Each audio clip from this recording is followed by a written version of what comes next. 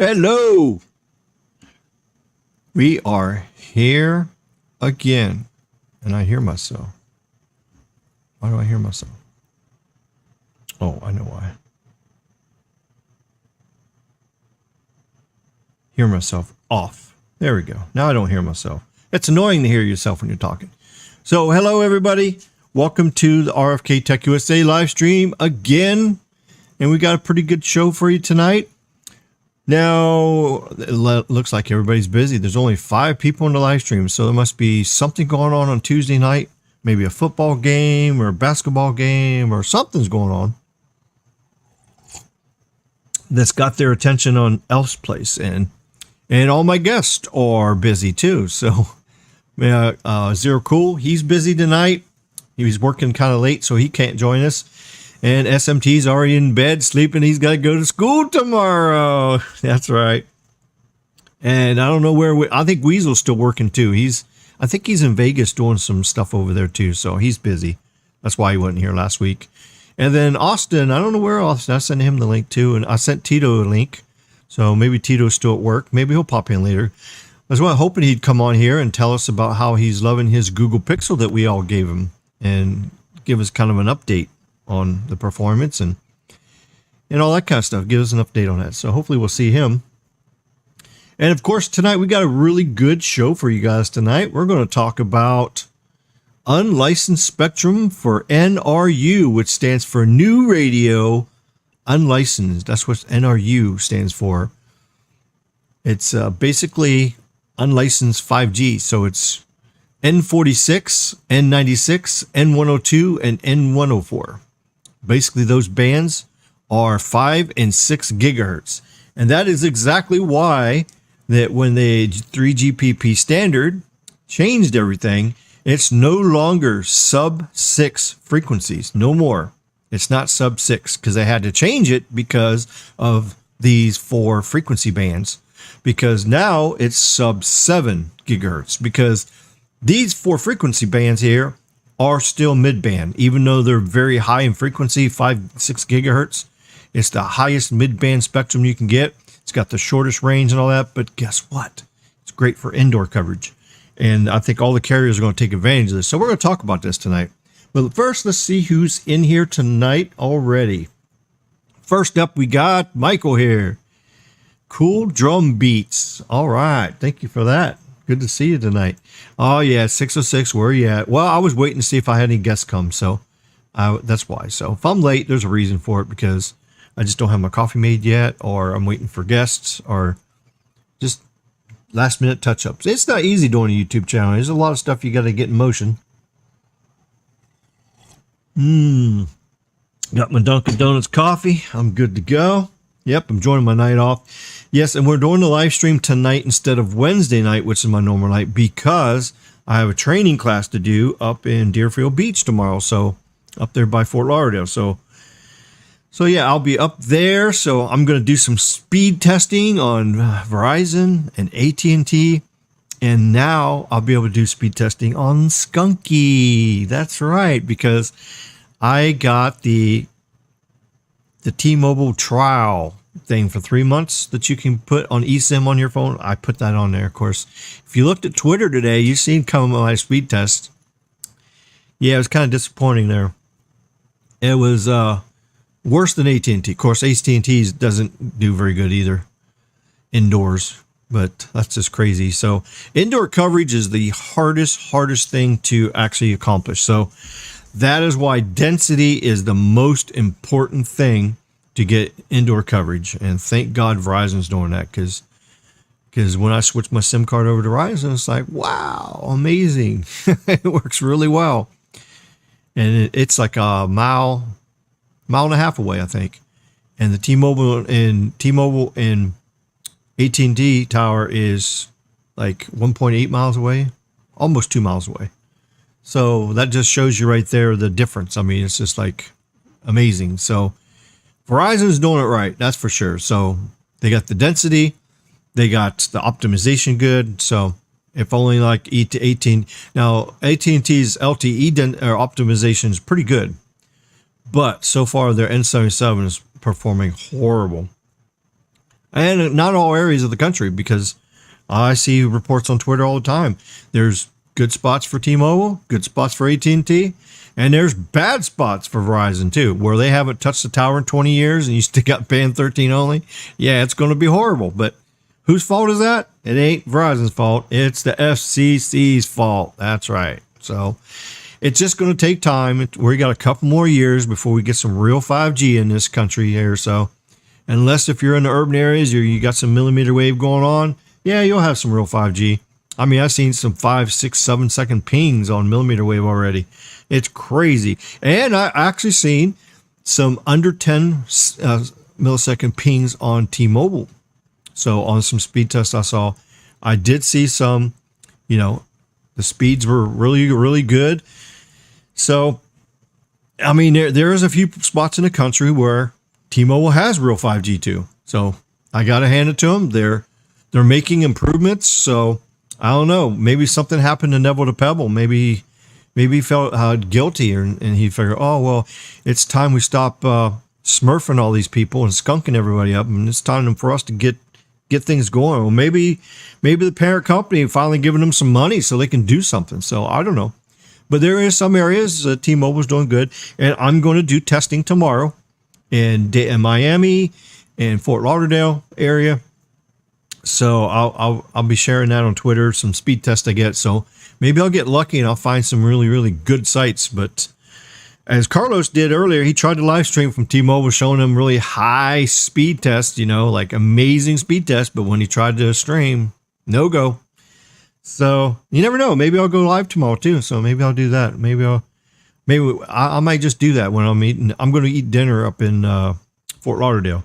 There's my favorite Italian restaurant that I love to eat at. It's over close to where I used to live at over there in Fort Lauderdale Beach. So it's called Big Louie's Pizza. So it's a really good restaurant. And they got chicken parm and spaghetti. So after my training class, I'm going to go down there and have that. So maybe I'll just get my Streamlabs going and go live for you guys just for a few minutes tomorrow and just say hi. So I'll test it out. And maybe I'll do it on T-Mobile, see if it streams on T-Mobile. I think I might just do that. So I don't know. So it's going to be fun tomorrow. It's going to be fun. And I'm going to take the drone with me. Get the batteries charging now. I'm going to top off that. So I might just go up there and just hit a couple towers up there too and just get you some YouTube videos of a couple towers that's been upgraded up there. Maybe I can find some AT&T with the double trouble on it, both N77 panels on it. So maybe I can find one of them and do a close-up drone video on that. So stay tuned. More stuff, good stuff coming. So we'll try to bring you the best content we can on here. And let's see. Yes, hope the notifications went out. I got 8 people in here, so that's not very many. I don't know what's going on. It's kind of crazy. Tito was live about 45 minutes ago. He said he was invited. Oh, okay. Cool. All right. Check your PayPal account. $5 donation. Oh, well, thank you. Go have yourself a coffee. Oh, well, thank you so much there for the donation. I'll have to check that out here in a minute. Nice. Thank you so much. Hello there, TJ. Good to see you tonight. And then we got Weather Gamer. Wow, that's an interesting name. Weather and Gamer. So that's all right together there. So are you a storm chaser? Can't wait to get a Verizon tower upgrade here in Minnesota. One tower north of me has 5G NW or 5G northwest of you. I think that's what you mean. And 2 towers south of me is on N77. Then there is me in the middle on congested band 66. That's what I was talking about. That's right. Well, that's great because I think if you got 2 towers close to you that's upgraded already, I think you'll get some more. And usually what Verizon does is when they hit an area, when they're doing upgrades, all the sites that are congested gets priority upgrade first. So if you got 66 only and it's congested, now it depends on the market share too. If you don't have a market share there, they're not going to upgrade it. They're going to skip it. They're going to leave. So hopefully they'll do it for you. But eventually over the next couple of years, every single site in the USA will have 160 to 200 megahertz of N77 on it.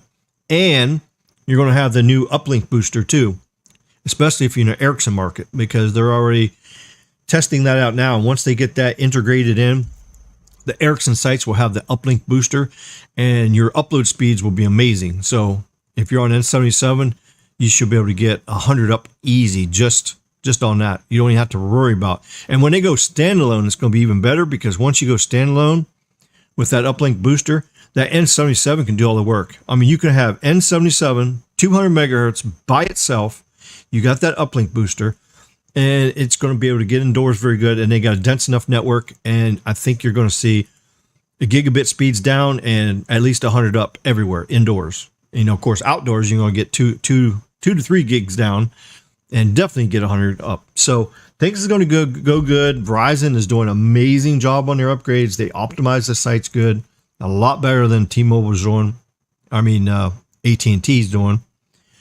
And right now, the dual connectivity that AT&T is using is not working. It's actually knocking out N5 on other sites, and it's ruining the whole performance. So 15 megahertz of N5 with the 50 megahertz carrier aggregation of LTE is amazing. I mean, you get 300 down and you get almost 100 up with that, and that's really amazing. But when as soon as N77, 2 tower sites down, knocks out the N5, that's it. Your performance goes toilet down the tank, right down the toilet. Just like that. Mike says, starting with T-Mobile in 2020, 5G in the United States was a big bogus game. Yep, that is true. Yeah, that low band stuff is just, there's no performance boost. I mean, it's just low band 5G is basically LTE. It's just an icon. It's just an icon to say we got 5G. That's all it is. It doesn't really give you any performance boost at all, hardly. I mean, a slight little bit. I mean, a little tiny bit. Because the way NR is designed, if it's done properly, you're supposed to get a 30% improvement in ping and speeds and coverage. 30%. That is a huge jump.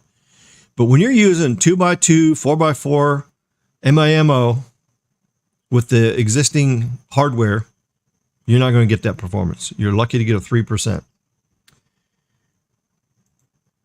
Oh, wait here. NW. Oh, nationwide. Okay, yeah. The tower just south of me just got upgraded 2-3 weeks ago. And yeah, into weather, gaming, and cellular. Okay, nice. Well, I'm actually into weather a lot too myself. I'm Storm Chaser certified. So I've done a little bit of it. Not a lot of it, but you know, maybe in the future when I get rich. Because I'm broke right now because I spend all my money every paycheck. So maybe in the future I'll be doing some storm chasing out west. I would like to do that. I would like to take a 2-week vacation in the future during storm season and just go out there and just hit it and do live streams, storm chasing, just like all those famous people like Reed Timmer and all them guys like that. So yeah, it's amazing what they do. I've been watching Reed Timmer for many, many, many years. I remember when he first started. So it's pretty amazing. So I have my amateur radio license too, so that's what got me into the storm chasing stuff. So pretty good. And I do gaming too. I only play one game though. I just play World of Tanks. It's the only game I play. But and I love my network stuff. So you know, I got a pretty good hobby thing going on. So it keeps me busy every week. Hello, Carlos. What's up, buddy? Live and direct. Yes, yes, yes. And I think I saw a water treatment plant or sewer treatment plant in your drone video tonight. Yeah, that's the one site that's over there in Key Largo. Yeah, that is a sewer treatment plant. That's right, because when I was flying the drone around it, you can see the poo-poo plant. Yep, that's what that was. Yep. And now that video that I did is kind of old. So I did do a new video with the upgrade because they took out the AT&T antennas to the top and they combined them to everything down into lower. And then they added N77 to it. Of course, the N77 works like crap there, so it's crazy. But I don't know. But what I need to do is I need to do some serious video editing. I need to take some high quality videos that I just did recently of the 1440p videos, and I need to just condense. I need to make one, condense it down where I have like 10 seconds of like 3 or 4 of my videos, keep it nice and short. Then I can use it as my trailer. Because right now, all the other videos are too big. They're too long and they're too big of files to make a trailer out of. And that's the only one that was like short enough to do a trailer on. So yeah, so I need to do stuff. But I'm just so busy. I'm working 60 hours a week and then teaching classes on my days off, and it just keeps me really busy. So eventually I'm going to have 3 days off coming up after I get back from Vegas. I'm going to start taking 3 days off. I'm going to be off Monday, Tuesday, and Wednesday. Well, every other. I'm going to take every other Monday off. So that's 2 extra days off a month. So that'll kind of help with things. So yeah, so things will be better. But yeah, I'm all pumped up. We're less than 30 days away from CES. So we'll be broadcasting live from CES. So we'll be hanging out with Carlos and all the other people. There's like 5 of us. There's some channel members here. Well, not channel member, but channel people here that's going to be out there also. So, well, actually, yeah, Weasel's a channel member. He's going to be out there, and see who else. I think Greg's going to be out there, and see Greg, and I can't remember who the rest of them. I know Pete's going to be out there too. So yeah, it's going to be pretty cool. It's been a couple of years since I've seen Pete out there at the last CES when we was hanging out there. And I can't wait to try to go there and eat too. You know, of course I lost 30 pounds, so I'm not much of a big eater anymore. So I eat like a mouse now, but it's going to be fun to go out there and eat some good Las Vegas food, because as you saw earlier on Carlos's video or live stream earlier, he was making me hungry. He was eating some good stuff there. It was like, yum. Yep, good stuff. So can't wait to get out there. And we want to say hello to Baby Yoda. And we're live and direct. Yes, that's your boy, always real, never fake. Yes. Thank you for all your moderating and stuff. And speaking on moderating stuff too, I just want to say one thing right here now. I want to commend Alex on his video last night saying that he's not going to be a part of any more bad stuff anymore, and I appreciate that, and I thank him for that. And I ask anybody that comes on this live streams, no trolling or anything like that. Let's just stop it and just continue on. We're going to do, you know, content, have fun on our channel like always, but we're not going to do that no more. We're going to respect him for what he said, and we're going to move on from that. So I wanted to say that. And what's up, brother? Not familiar with those bands. Looking forward to what I learned. Hopefully they are TDD as well. Yes, I think they're TDD. I think they can be FDD as well, I think. But pretty much the 5G standard is actually TDD, because the way it's designed is supposed to be up. It's designed so your frequency, all your spectrum, can do upload and download at the same time. The only problem with that is if you got transmitters transmitting at the same time as receiving on the same frequency, the problem is they get interference. So when you're transmitting and receiving at the same time, they clash together because they're on the same antenna mount. So that causes problems.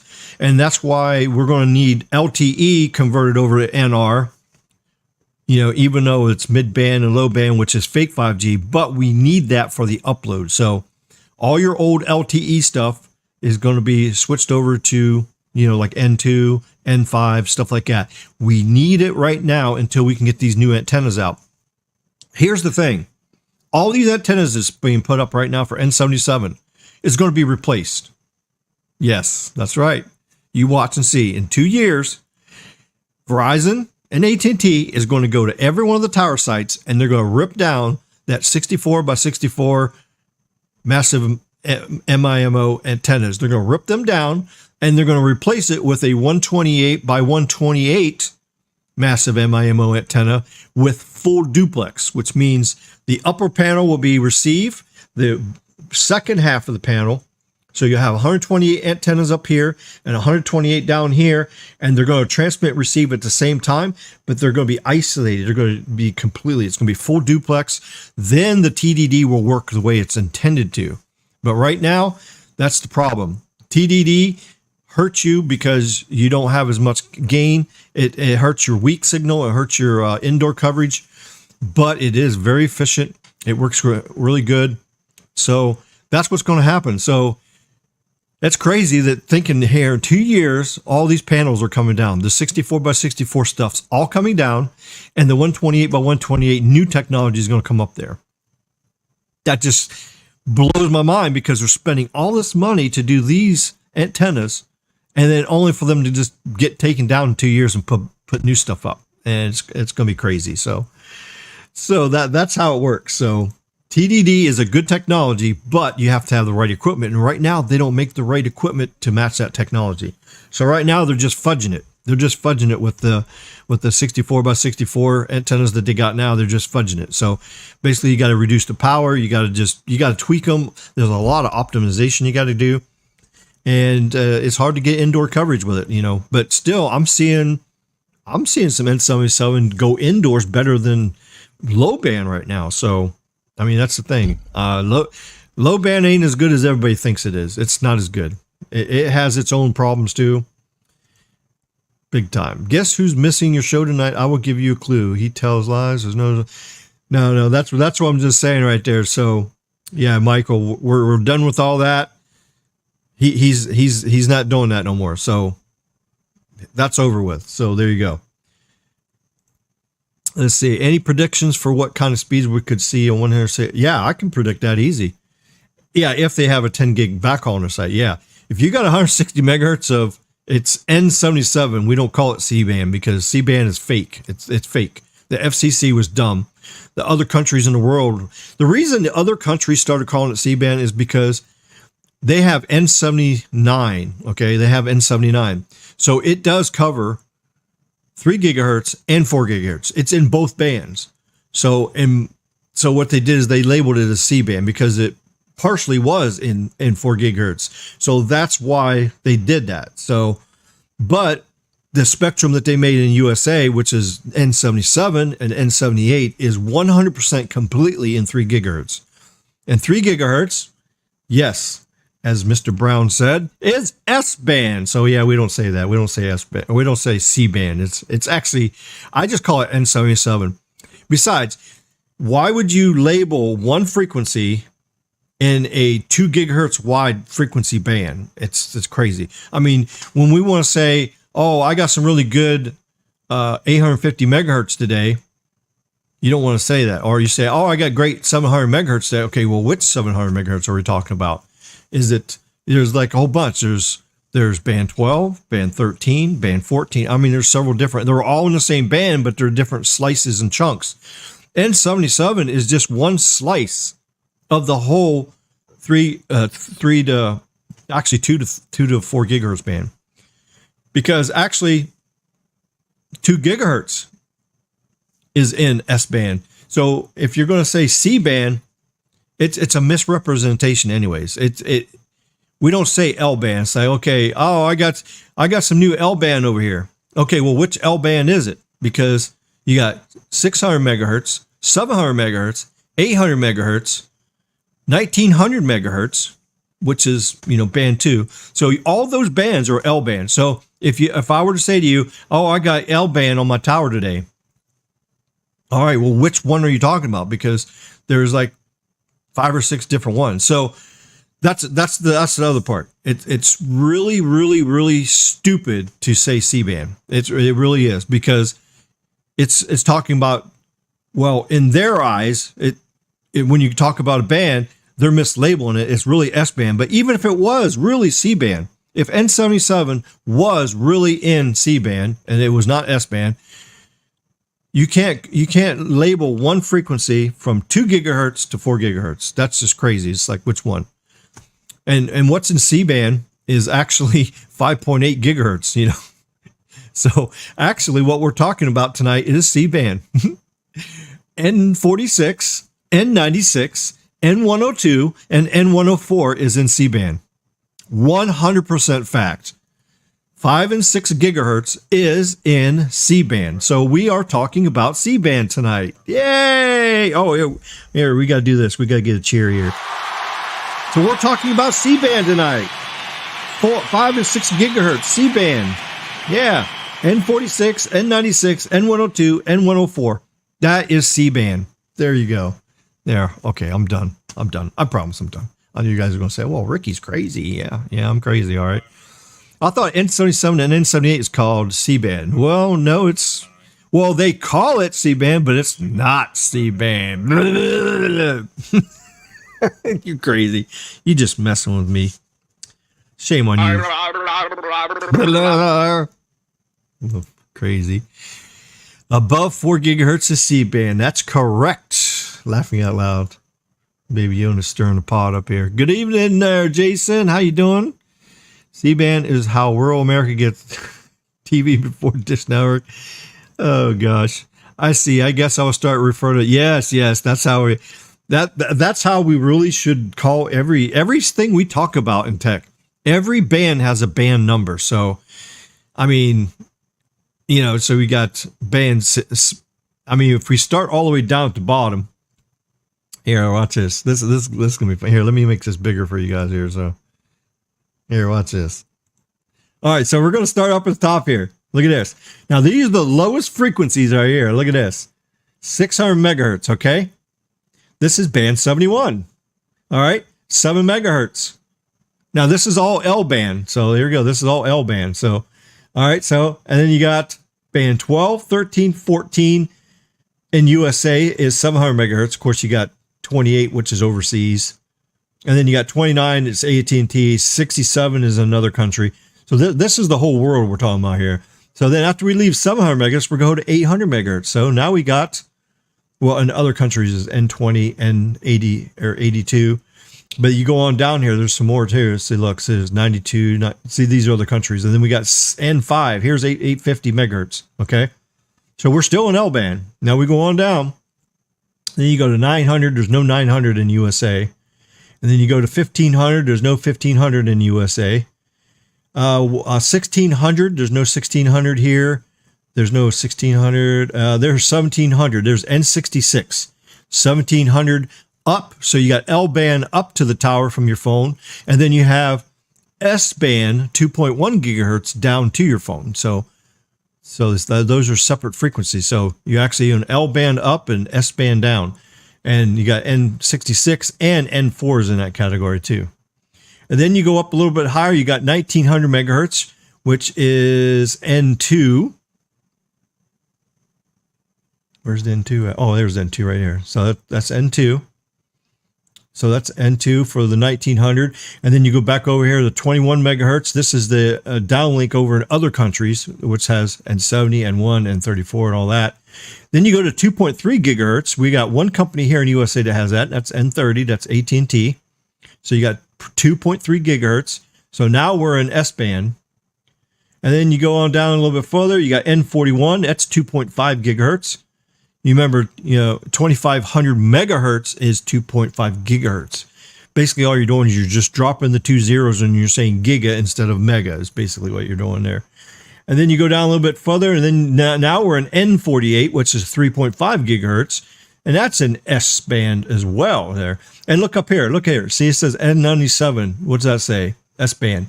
Look, N40, 2.3 gigahertz, S band. See, it says S band right there. So some people do call it the right thing.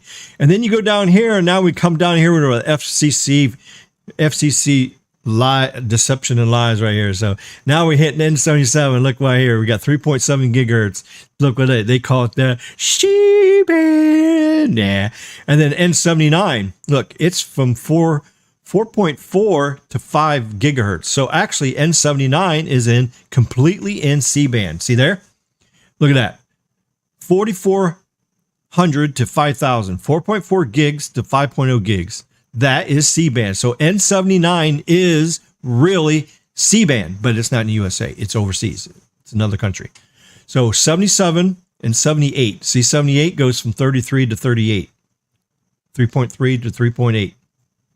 And then 77 is 3.3 to 4 in USA. See, now in other countries, overseas in other countries, it does spill over into C-band. See? There's 200 megahertz of N77 that's actually in C-band in other countries. But in the USA, it stops right at 4 gigahertz. So there's where the problem is. That's why other countries call it C-band, because it spills over there a little bit. That's why they did that. That's crazy. And then, of course, the FCC did their thing too. And then here's the new frequencies here. N46 and 47. Well, N47 is overseas. N47 is not in America. It's that part of it is over in other countries. And then you got N96, N102, and N104. So that's the 4 new bands that are in 5 and 6 gigahertz. That's actually in C-band. That's for NRU, new radio unlicensed. And that's what we're going to talk about tonight. And then, of course, down here, you got your millimeter wave stuff here. So you got 257, 258. See, that's K band, V band, KA band, V band. So there's all the list of the bands and stuff there. So there you go. So there, that's a little overview of what's going on there and the stuff. So you gotta have an idea. All right. And then let's see. Let's get back to the chat here. I know I've been ranting and raving already here tonight, but hey, why not? Learn stuff. Learn stuff. That's what we're doing. We're learning stuff. Let's see. Oh, RAF is here. Hey, hey, how you doing? And let's see, what else? Who else are we missing here? I want my home Wi-Fi router to be a FG femtocell. Yeah. I don't know why they call it a femtocell, because it sounds kind of funny. But yeah, it's actually really called a microcell. I mean, I know that femtocell thing is also a term too, but it's actually really a microcell. It's a small cell phone site, node pretty much, that you just hook up to your internet at your house, and it gives you service. And I would probably say that that's probably going to be a really good thing in the future, especially if they make some of these new ones with N77 in it. So can you imagine that? These units putting out N77 in your house, just hooking up your 1 gig fiber to this microcell, and your phone can seamlessly, it can use. But it doesn't make any sense. If you have Wi-Fi in your house, why do you need to have N77 from a microcell that's plugged into your Wi-Fi? It doesn't make any sense, because it's plugged in to your internet, and then it goes to the box, and then it transmits to your phone over the cell phone waves. I just think it would be much easier just to use Wi-Fi. That's what I do. I mean, when I'm in my house, I use Wi-Fi. It's not too bad. I'm using Verizon Home Internet right now. Yeah, let's do a speed test for you guys tonight too. Let's see. Where's my little symbol at here? Well, where's it at? Wow, that's weird. It's not even in my little... Where did it go? That doesn't make any sense. Okay, well, I can't do a speed test. It's not even in my tray here. It's not there. How weird is that? Okay, well, guess I can't do the speed test. Okay, so we got... I use Comcast, Fidelity Mobile, Verizon Network. Yep, all works good. Any low band auctions that come back? No, there's no low band. Low band is over. There's no frequencies at all. So what speed do you think could Rizlik see on 160 or 77? Interesting what you say. Could feel over. Yeah. So, yeah, I think you're going to, with 160 megahertz and 77, I think you're definitely going to see 2 gig speeds. Definitely 1 gig speeds. I guess it depends on how close you are to the site.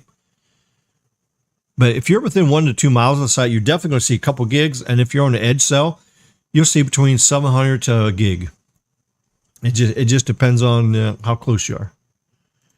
Let's see. Will any more low band spectrum? No, it's all over with. So all the low band stuff's been auctioned out. All the frequencies are gone. There's no extra frequencies. The next frequency to be auctioned at all would be 3.1 gigahertz in S band. So yeah, that's the next auction. If the FCC were to go off their ass. I don't know why the FCC has not done that auction yet, but we need that other 200 megahertz of spectrum out there. Can you imagine if the carriers got that? They got an extra 40 megahertz, all 4 carriers. I actually split it by 60 gigahertz. So if all the carriers got it, that would be, I think that would be pretty close. So if AT&T got 60 megahertz, Verizon got 60 megahertz, Dish got 60 megahertz, and T-Mobile got 60. But actually, T-Mobile don't really need any more spectrum. They got enough spectrum. So they got all that N41 stuff. They just need, since they won the auction, they just need it to get it released, because AT&T is trying to block them on that stuff. So, but once T-Mobile gets that, then it's going to be good. Because then T-Mobile can actually up the power and have contingent spectrum, and they can have full 100 megahertz channels in all places. And then some places they'll be able to do a 100 plus 60 with the carrier aggregation. And with the power being up, then it'll go a little bit farther than just a mile, mile and a half. They'll actually be able to get 3 miles, good coverage out of it, get good overlap, and it's going to really improve. But right now, the problem is hurting T-Mobile right now is they don't have the density, and their N41 is very limited on how far it goes because of the problems they have. And that's why they have the 600 megahertz N71 low band 5G taking its place.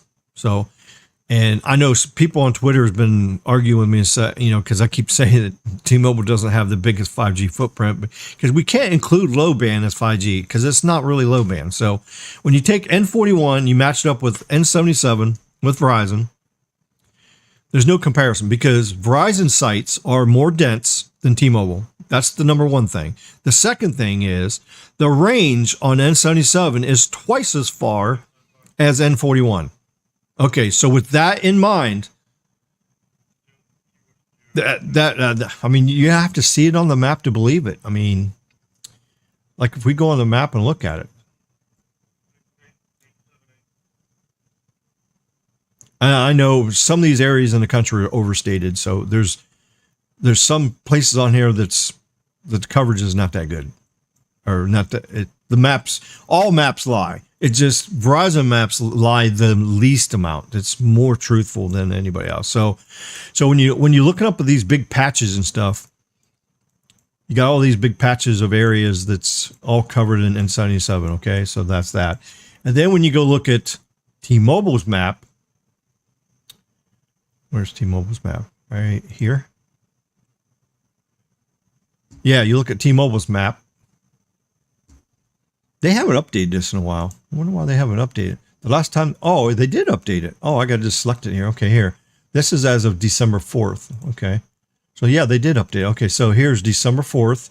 Let me change this. This was September 29th. Yeah, let me change this for N71 too. Okay, there.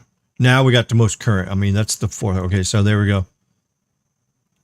Okay, so here, so just keep in mind, pink on the map is N41. So if you look at all these areas, and it's overstated, definitely overstated a lot. So like there's an area up by Chase that has N41, and I can tell you right now that it is very, I mean, you look at it on the map. I mean, the N41 is just, the square miles that N41 covers is just small. This thing load up here. Let me make this bigger for you guys there so you can see it. While it's loading, and this thing is slow. 2.4 gigahertz routers, what I prefer. Yeah, it's a little slower. The signal's better. That's true. It can travel further, penetrate walls. Yeah, the lower frequency does do better, but it's slow. 20 gigahertz or megahertz of Wi-Fi is slow, very slow. And like I said before in other live streams, you're better off to use 5.8 gigahertz band and use a node.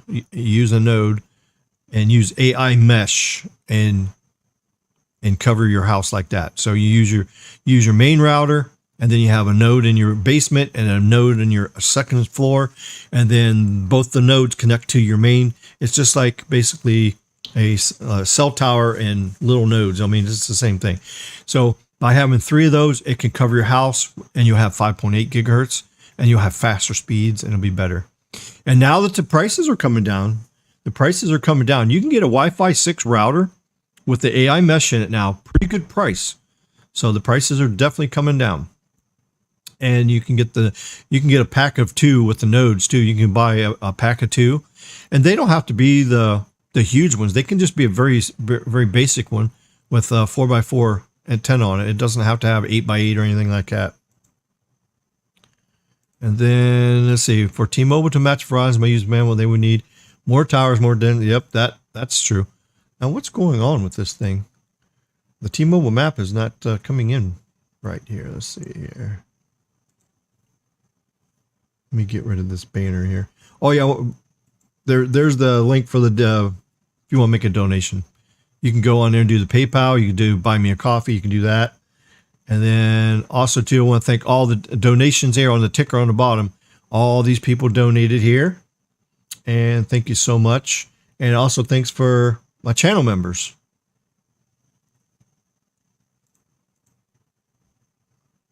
All right, let's see. Let me go back up here to comments. I'm just not wondering. I'm wondering why this map's not loading in right. Let's see. Let me refresh it. Maybe it'll load in right. So Chase was 3.5 miles from this tower. I mean, I guess it's not going to. Well, that's kind of weird. This thing's not. You see how it's not smooth? It's all jagged. That's not supposed to do that. It's not supposed to be jagged like that. So I don't know why it's doing that. It's all jagged. When you zoom in, it's supposed to like smooth out. But anyways, you can kind of see there, you know, they put a tower, you know, these are all the towers. Look, I mean, it just barely covers any square miles. I mean, it covers just a little teeny bit of area. So, but yeah, so Chase is near this tower here. He's 3.5 miles from this tower. He can't even connect to it. I mean, it's barely connectable. And yet 10 miles away, he's got Verizon over here. And he can connect to it with no problem, and it works very well. So anyways, when you look at the square miles here of all this, you know, I mean, there's a lot of little dots out here too, but see, it's not continuous. That's why, you know, I make the joke about being the Swiss cheese network, because I mean, look, you go down the road, you have N41, now you don't. You got N41, now you don't. You got N41, now you don't. So there's no continuous overlap, because the range on N41 is very small right now. So that's what I'm talking about. Now, if you look at the green layer, that is N71. That's a low band, which doesn't give you any, it's not real 5G. It's basically LTE with a 5G icon. So as you see, the low band does cover a little bit more. So you get a little bit more range, and they got more sites too. So they got more sites, but look at these little dots everywhere. I mean, look at some of these dots. I mean, look at this. I mean, you literally have like a 1/4 mile coverage from the site.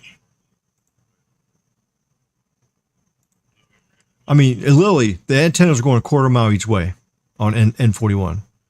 I mean, that's crazy. But when we switch back over to Verizon, and let's find one of these towers that's one tower by itself somewhere. Let's see. Let me find a place pretty similar to it. I mean, there is more N41 in a rural setting. I mean, that's just a little dot there too. That's a very small site there. It's not very big. But N77 is actually covering pretty good. I mean, it's like 3 mile range. I mean, so you see these little dots are, these are really low sites here. They've changed the maps. Yeah, they changed. Verizon changed their maps. Yeah, look at this.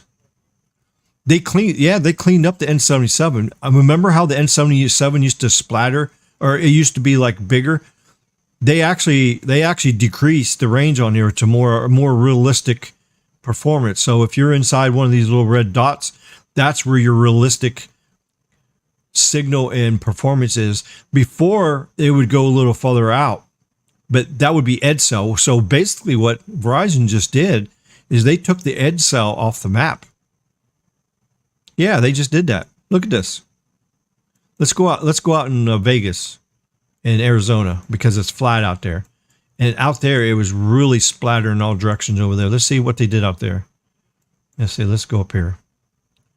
Yeah, that's interesting. These maps look that well out there. You still got it. Yeah, because it's flat land. See how it goes out all directions like that? Yeah.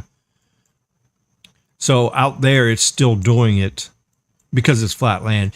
But anywhere there's trees and stuff, they decrease the propagation because, you know, signal can't go through trees very well. So the flat areas are still going pretty far, but it's where there's trees. I noticed Verizon has changed the maps. Yeah, they changed the maps big time. They reduced the amount of coverage. Look at that. So yeah, see, here's where the site is. Look, here's where the site is. You can see these little lines going out. That's how it's splattered. So where these colors are showing up, that means there's no trees there. So it's kind of line of sight. So that means if you're standing right here, you can actually see the antenna. Now, when you're over here, well, I'm pointing on the map. It's not showing you exact. But where these areas where there is nothing here, like over here, that means there's trees there. That means you can't see. So the signal's being blocked by trees. So that's what this is. This is a more realistic approach on propagating the maps. And of course, I don't know if T-Mobile is doing that exactly too, but let's see.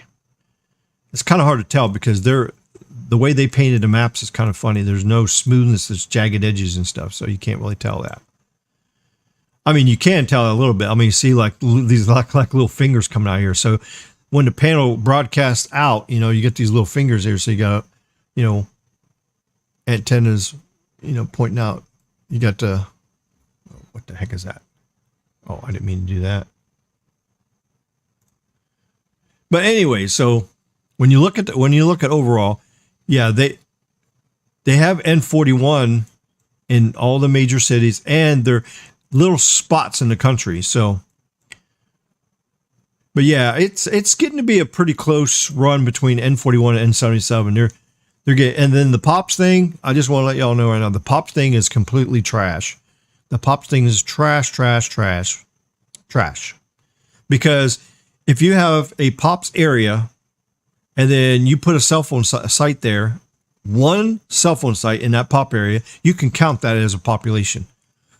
Even though only like 1% of the population of that population area is actually really, truly covered with signal.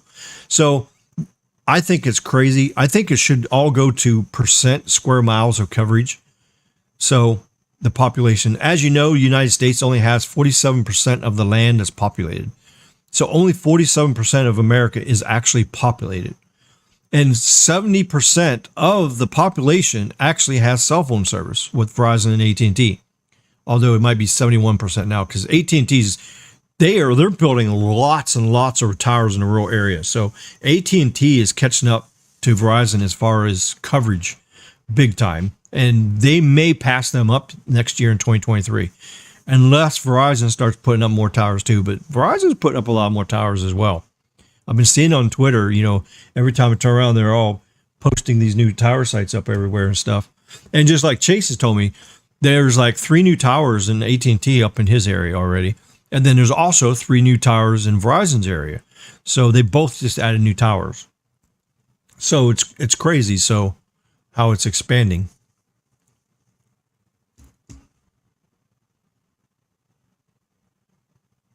Okay, let's see. Where am I at in the chat here?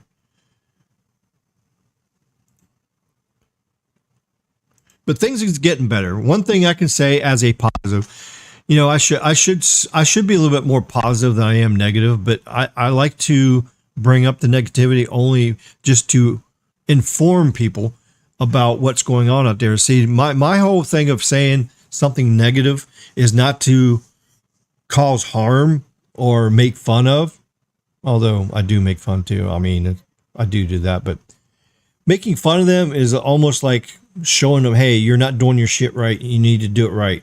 That's the part of making fun. But as a positive note, all the carriers are doing good. All the carriers have problems. All the carriers have good things that they've done. And a lot of the problems is because of the FCC and the restrictions and stuff. Hello there, MS. Good to see you tonight. Jason says, I do hope that T-Mobile becomes more competitive in more places. They're decent in Connecticut. Well, there you go. See, they're actually doing good in Connecticut. Some devices like door alarms, security cameras, alarm systems are only supported by 2.4 gigahertz Wi-Fi routers. Don't waste your time with 5 or 6. Well, it depends on what you get. Just about, I would say 75% of security cameras, alarm system, all that is covered with 5 gigahertz. It at least has the 5 gigahertz band in it. Even if it's only Wi-Fi 5, it doesn't have the high speed like Wi-Fi 6 has. But, you know, so, I mean, my security cameras I have here, these cameras are, let's see how old they are. I bought these cameras back in 2012. So I bought these security cameras in 2012, and guess what? They have 5.8 gigahertz in it. They have Wi-Fi 6 in it. well, it's Wi-Fi 5 is actual tech, but they got 5.8 gigahertz frequency in it. So that was a long time ago. So the technology is out there. So when you're shopping, you just got to make sure that you shop for something that has both bands in it. Now, some cameras are good where they'll go between 2.4 and 5. They'll bounce back and forth, whichever has the best signal quality. Jason says 5 gigahertz and 6 gigahertz is great on devices like laptops, computers, anything else that uses high data. 2.4 is fine for smart devices, but 5 gigahertz at least is worth it. 2 alone can suck. That's true. Yeah, when you're only getting a couple megabits, but yet your camera needs to have 5 or 6 or 10 megabits per second, that's what you need. Especially if you got a 1080p camera. If you got a 1080p camera, you need to have at least a connection or upload speed. Because remember, depending on how they're working, they upload to the cloud, and then you watch it from the cloud. So when you're watching it from the cloud, you got plenty of download. No problem. The problem is having enough upload. And like right now, my Verizon upload for my Verizon home internet is 20 megahertz or megabits per second. That's my upload speed. And right now I can do this live stream. All right. I'm doing a live stream. So I'm uploading with my live stream with the camera and stuff. And I'm in 1080p. I have 2 cameras right now connected and they're on 1080p. So right now I have 3 1080p streams right now going up on Verizon Home Internet with 20 megabits down. And as you see, well, you can't see the security camera, but I'm looking at it right now. It's working perfect. So both cameras are working good. My stream is working good with 20 megabits or a second bandwidth. So that's working pretty good. Now, if I'm on 2.4 gigahertz, there's no way it would happen because if the camera's on 2.4, it's not quite, they'll buffer like crazy. So it just depends on what your equipment is, how much bandwidth you need and all that. So there's a lot of factors that you really gotta put in there together. So driving addict. Oh, you must be an Uber guy. I see the Uber in it. Yeah, you're driving. Okay. Welcome to the show here. Mike says in California, Freeway 99 from Bakersfield to Fresno. Let me see the Verizon map. Okay. Let's go to California here. So, yeah, and then we're going to go into our unlicensed spectrum show here, teaching here. So, I went too far. Okay, 99. Where did you say? Oh, Bakersfield to Fresno. Okay. Oh, here's Fresno right here. Bakersfield. Okay, Bakersfield. Where's Bakersfield? Is it south? Oh, yeah. Here's Bakersfield. Okay, here. All right, so here's Fresno to Bakersfield right here. Look at there. How's that? Hopefully my scanner won't be too... I got to turn my scanner. I can't hardly hear it. I got to have it up a little high. I got to have it up high enough so I can hear. Yeah, I got a new scanner too. So I got me an early Christmas present. So looky there. I got my new scanner. It's a Uniden 436. It's pretty cool, man. It's a very good scanner. It's the kind where you can just put the zip code in and it automatically scans your frequencies. Although for me down here, I have mine custom programmed because I have all my talk groups a certain way and everything. So there you go. I've had to upload and download hundreds of gigs of data. 5 gigahertz is worth it for sure. Cool Live just got done doing some food delivery. Oh, nice. Just be careful out there. I know there's a lot of crazy drivers out there. When you guys use more than 50 gigabits on Verizon, how bad are you deprived? Well, for me, I don't get prioritized because I have Los Mobile. So I don't get knocked down. I got premium data, so I get full speed no matter how many gigs I do. But now it just depends on what your plan is. If you go on to Verizon's website, it tells you what happens when you get to a certain point, what your speed gets, if there's a speed cap and you get deprioritized. Now, sometimes it depends on congestion too. So if the site's congested, then yeah, you get deprioritized. But if there's no congestion and you're in the middle of the nighttime, you likely might not get slowed down a bit. So Baby Yoda Tech. Hey, I guess he knows you. N41 is effed up in my grandma's house and somehow managed to screw up the N71 when it jumped off the N41. Yeah, it kind of sounds like the same dual connectivity problems that AT&T is experiencing right now. So that's crazy. And to me, the only reason to have dual connectivity, the way they're using dual connectivity is so that they can get that 5G icon out there, so that when everybody's doing speed testing and they're doing the crowdsourcing and you know, like Open Signal and all these companies are doing this thing, they're trying to get that 5G service so they can claim that they got the most 5G. They got more 5G than anybody else. And beaming that shit out 7 miles away, when it doesn't help and it doesn't work and it only messes up your LTE and your fake 5G that you're close to, in the case of like N5, it's completely stupid. So that just shows you these carriers are more important of bragging where they got service at and saying, oh, I got more coverage than you. It's all childish, stupid stuff. The way these sites should be optimized, they should be optimized for the best performance for the customer. That's what they should be doing. So guess what? If LTE is working the best, then there's no reason to force your phone to connect to 5G that's 7 miles away. So that's just completely crazy and stupid. And the thing is, there's nobody enforcing rules like that. There's nobody that's holding these carriers accountable. If the FCC really wanted to do their job and be helpful, help the customers out there, they would have rules to these carriers and say, hey, if you're going to have 5G, it has to perform at this part. Otherwise, you can't use it. So then they could limit it, even if you have to turn the power down on the shit a little bit so it doesn't go as far. Because there's no sense in having a 5G signal if it's not performing worth a crap. It's kind of crazy. So yeah, I feel your pain there, buddy. I feel your pain. Verizon is building out good in my it's looking great. Look at that. Now, even though you got solid coverage there, like when you zoom in here real close, you know, it appears to be everything has coverage. But if you look close here, there's some areas, look, that don't have N77. So like if you're in this one little patch right here, you have no N77.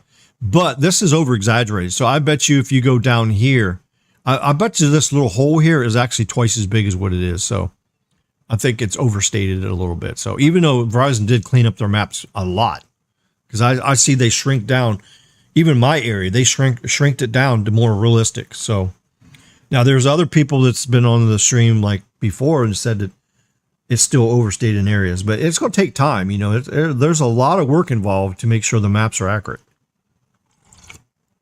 At least Verizon's doing something about it. At least they're not doing this shit like AT&T does on their low band. Their low band 5G is way the hell off. I mean, you go up here. I mean, it'll show that you got low band coverage, like out here. Like you go right here. There's no way over here in West Virginia that a lot of this area, there's no coverage here. Well, that's not West. This is Ohio. But I can tell you right now, you go in this one place right here. Let's see. Oh, we go over here on this side. We go over here on this side. Or even we go over here. Yeah. Like down this area right through here. Between Spencer and Chandlersville. This whole area through here, there's no coverage here. You cannot make a phone call through this area. You can't make a phone call. And if you have data, it's probably like a half a megabit down and a half megabit up is it. So from between Chandlersville and Spencer, there's no service here, hardly at all, unless you're up on a hilltop. And you can even go to the FCC maps. I know they're outdated for a year, but still, it gives you a good idea of what. I mean, we can go to the same exact spot here. And I know this area because my parents lived up there. My adopted parents before they passed away. So I know this area very well. And then Chase lives up here too. So Yeah, he's even told me about how the coverage is and some of these. So we go right here to between Chandlersville right here and Spencer. Here's the place right here. Yeah. That said Spencer, but it's really Cumberland. That's weird. Okay, so this area right here, it's a hilly terrain right here. So the hilltops are covered. Now, if you go here, let's go to T-Mobile. See what I'm talking about? Look, if you have T-Mobile and you run through here, you got no service. Okay, now watch. Let's go to AT&T. AT&T, look, there's AT&T's coverage. There you go. And there's no new towers there, so that's what it is right there. So look, so if you drive down this road right here, 146, this has no coverage. Look, you're driving down. Oh, look, you get signal for 1 second. You got a quick second to do a text message real quick. And then you got no service. Now look at this. Here's another spot. There's a spot there. There's a spot, on the hilltops. There's coverage. See there? That's what I'm saying. The maps lie. All right, now we go down to Verizon. Let's see. Now look there. Verizon has a hard time in that area. But more of the hilltops are covered. So you see there's more hilltops are covered, but still there's no service through there even with Verizon. And Verizon has a really good density too, and their towers are really tall down there. So that just shows you right there. You go here, look at this. That's what I'm saying. It's lies, complete lies. The maps are overstated. So there you go. Hopefully you guys are understanding what I'm saying here. And then of course you go to T-Mobile's map and let's see what their map says up that area here. Let's go to the same area and see what it says. Okay, it should be right around here. Where's that? 146. Right here. Yeah. Now this map is actually right on. So this map, of course, this is a third-party map. This ain't actually really T-Mobile's map. Because if you go to their website, this will be all pink. But this is a little different. So this is showing you, well, this is only 2 frequency bands too. It's 600 megahertz and 41. But even though this third-party app site that they have, look, it shows true coverage too. So that's why I like referring to this, because this is pretty spot on too, So whoever made this map, I don't know, there's a person that developed this map and they made this. So it's very, very accurate. So it kind of shows you what's going on. All right. So there you go. Mike says building out good in your area. Yep. Okay. So non-premium normally works fine. Some areas like band 13 only areas can be usable. Yeah. And see those areas that I just showed you where you don't have, if you had a cell phone booster in your car and you drove through areas, yeah, you can make phone calls and have, 15, 20 megabits down and 5 megabits up with no problem. So cell phone boosters really, really help if you're in a rural area. So if you guys don't have a cell phone booster and you're in a rural area where you have the problems like this, where you're far from towers, then ask Santa Claus to bring you a cell phone booster for Christmas. That's right. Say, hey, Santa Claus, can I have a cell phone booster for Christmas? That's right. The N70 worked fine prior to N41. Oh, that's crazy. That's an optimization problem right there. Jason says battery in 5G phones are wacky because the phone's getting forced to connect to 5G towers so far away. A lot of people complain about the battery. You're 100% right. That is right. And you know what's funny? Remember when I turned on Skunky a little bit, today? I downloaded the app and I signed up for the trial for Skunky. Guess what? I was sitting there, I did like 2 or 3 speed tests there, and it was trying to connect to that 5G, and my phone got warm. My phone never gets warm. It gets warm when it charges, but it never gets warm when I'm doing speed tests on AT&T or Verizon. But when I did it on T-Mobile, it was getting warm. Just a couple of speed tests that I posted on Twitter today. So yeah, I can't wait to test the old Skunky up in Miami and Fort Lauderdale and see if there's any improvements from the last time I was there. Because the last time I was up there, I had Google Fi that I tried like 8 months ago, I think it was. And it was horrible. The N41 wouldn't even connect. It would connect, disconnect. And if I was right next to the tower, then I would connect to it. And the speed test was like horrible. It was not any good. So 8 months ago, it was not working good. So I'm very excited to go and test T-Mobile tomorrow in Miami and Fort Lauderdale. So I'll let you guys know what happens. So this current FCC is a complete joke, especially because they're letting the airlines and FAA walk all over them. Jessica must go. Well said there, Livvdy. You nailed it right there. You should be a YouTuber. You're right on the money there, yeah. I switched back to the Mobile X beta. Oh, okay. I guess the Mobile X will work for some people, but you know, if you're big, I think if you're a big data user, I don't think Mobile X is going to be good for you. I think it's going to be kind of like the way Google Fi was. Remember when Google Fi was? It's you use a certain amount of data, but then if you go over that, then they charge you like $80 a month. It's like it was more expensive than Verizon. I mean, who wants to pay $80 a month for unlimited T-Mobile? That's crazy. I mean, you're silly to go to Google Fi when you can go straight directly to T-Mobile and save so much money. But Google Fi just reduced their prices though. So Google Fi is cheaper than it was now. So it's a lot better. The big thing about Google Fi is if you travel internationally, because the phones are set up on all the frequency bands, they got contracts through the whole world to roam on their stuff, unlimited. So if you're a worldwide traveler, Google Fi will work really good for you, especially. You have a parcel. Please sign here. Oh, hi there. Good to see you tonight. Howdy.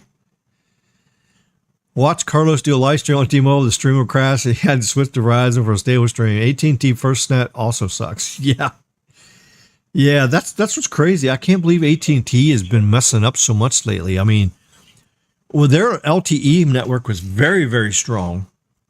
But lately, AT&T has been kind of dropping the ball in optimization. So, well, I can tell you this. It's not that easy to take an LTE network and a 5G network, a non-standalone, and blend them together. As Zero Cool has told us before, it's very hard to do. It's not easy. There's a lot of complications, a lot of optimizations you got to do. So it's not easy. So it's tough, especially when you got limitations by the FCC too. There's a lot of limitations. RLCHZ. I live in West Virginia, man. There is pretty good coverage in West Virginia. Can't confirm Spencer, though. Oh, you mean Spencer? Yeah. My brother used to live in Spencer, West Virginia. And I used to live in West Union, West Virginia, in Doddridge County when I worked in the oil field over there. So that's where I was at. So, yeah, if you go here to T-Mobile, there's certain places in T-Mobile where it's actually pretty good. Like here's Spencer's over here somewhere. Let's see, where's that? There's Wayne. Okay, I think Spencer's like way down here somewhere. Let's see here. Where's Spencer at? Chapmanville, Danville, Hamlin. Wait a minute. Let me zoom out where. I can't tell where I'm at. Okay, there's Huntington. There's Charleston. So Spencer's up here. Yeah, you hear Spencer. Yeah, Spencer has N71 coverage for T-Mobile, but they don't have no N41, of course. So they got that, and they probably got the band 2 and other stuff. This doesn't show those bands. I mean, I can switch this to other bands here. 2G, 3G. Okay, here. I can switch to band 2. Watch this. See? I can switch to band 2. God, it's taking forever. Or is that it? Oh, there we go. Oh, okay. There's band 2. So there. Now the pink is band 2. See there? So there's band 2 there. And then if you go to band 12, I'm sure there's band 12 there. Let's see if band 12 changes to pink in Spencer, West Virginia. Let's see here. Man, it's taking a while. Oh, I guess there is none. There's none there. All right, let's see. What else we have here? I don't know what these other things stand for. RLTE. I don't even know what that stands for. Band 12. There's no 66 on here. Let's see. Let's see band 4. Let's see if there's any band 4 in Spencer. There might be band 4 there. A very limited, probably not. Well, if I click right here, it'll tell you what to cover, what's there. Oh yeah. See, there it is. The pink just popped up. Yeah, there's band 4. So you got band 71, band 4, band 2, and that's all there is there in Spencer, West Virginia. So there you go. So we put this back on band 41. There you go. All right. Yeah, and when you look at West Virginia in general, I mean, there's a lot of counties in West Virginia that has no cell phone service at all. I mean, you got complete counties with no cell phone service. I mean, look at here. Look at this county right here. This county goes all the way up here. Look, only the southern part of that county has coverage down here in US 33 and 16 right here. So there's lots of areas that don't even have any coverage. Now, where I lived up, I was along the US 50 corridor up through here. So, yeah, okay, right here's where I lived right here. West Union right here. This is where I used to live. And this is kind of overstated for N71. It doesn't go this far. It's kind of like a little exaggerated there. So if you're near the highway where the towers are, you're good. But if you go down here, like these areas right there, like here, you're in Sugar Camp, you don't have no signal there. There's nothing there. These mountains or hilltops are like 1,200 feet high. I mean, it's really, really hilly terrain there. So yeah, it's 1,200 foot on the tops, and then in the valleys, it's like 700 feet, 800 feet.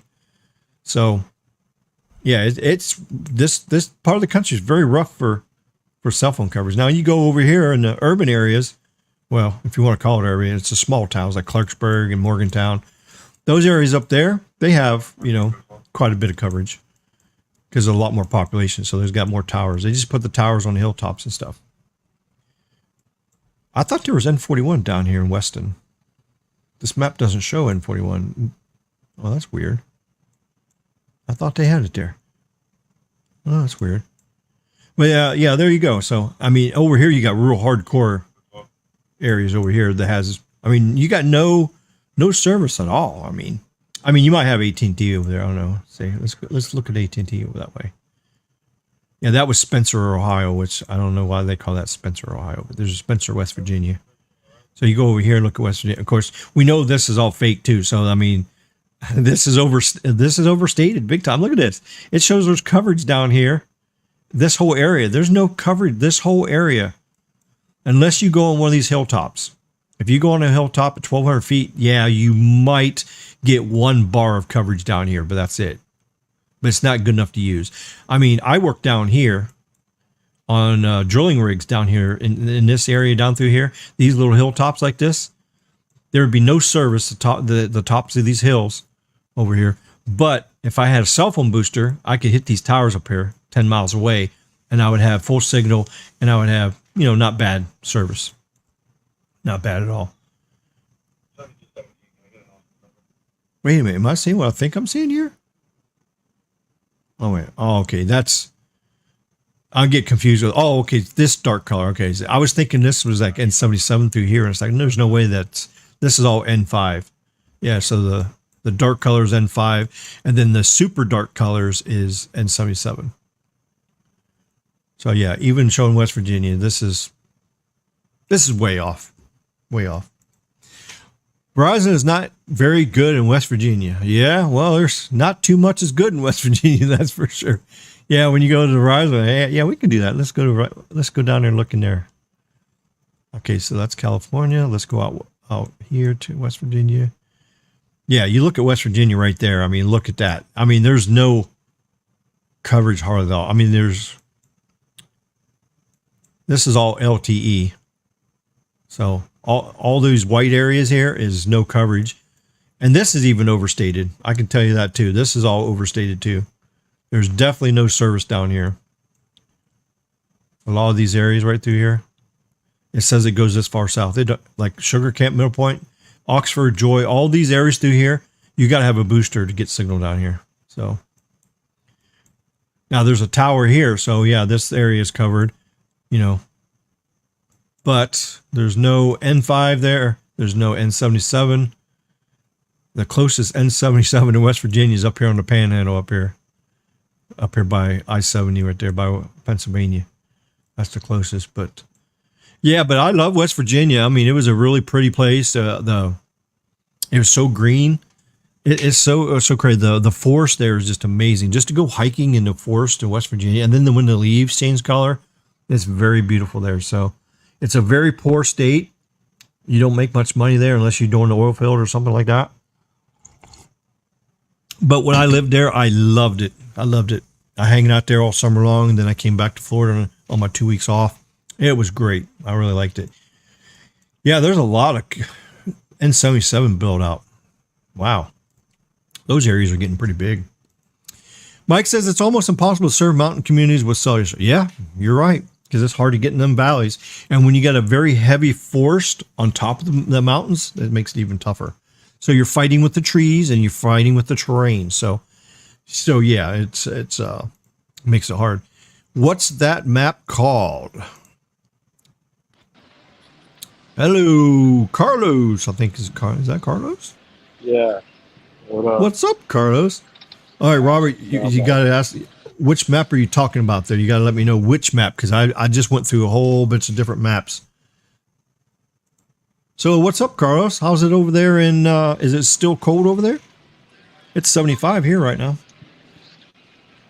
No, it's all right now. It's all right, but later on, It's all right? It's chilly as usual. Yeah. Hey, Santa, RFK, can I have a cell phone booster for Christmas? Am I cutting out or am I good? Oh, you're good. I hear you. This year, I do not want expensive gifts from Santa. Wi-Fi. You're connected to Wi-Fi? Yeah, in the casino right now. Oh, at the casino. Okay. He says he lives in West Virginia. AT&T's pretty good coverage. Can't confirm the Spencer are, though. Yeah, I don't think Spencer's covered down there. Once the Mobile X beta is done, I'll probably go Visible Plus. Okay. Google Fi, Xfinity Mobile has better plans, better prices. Once T-Mobile launched SA, speeds went from 15 down to 15 up to 30 down to 30 up.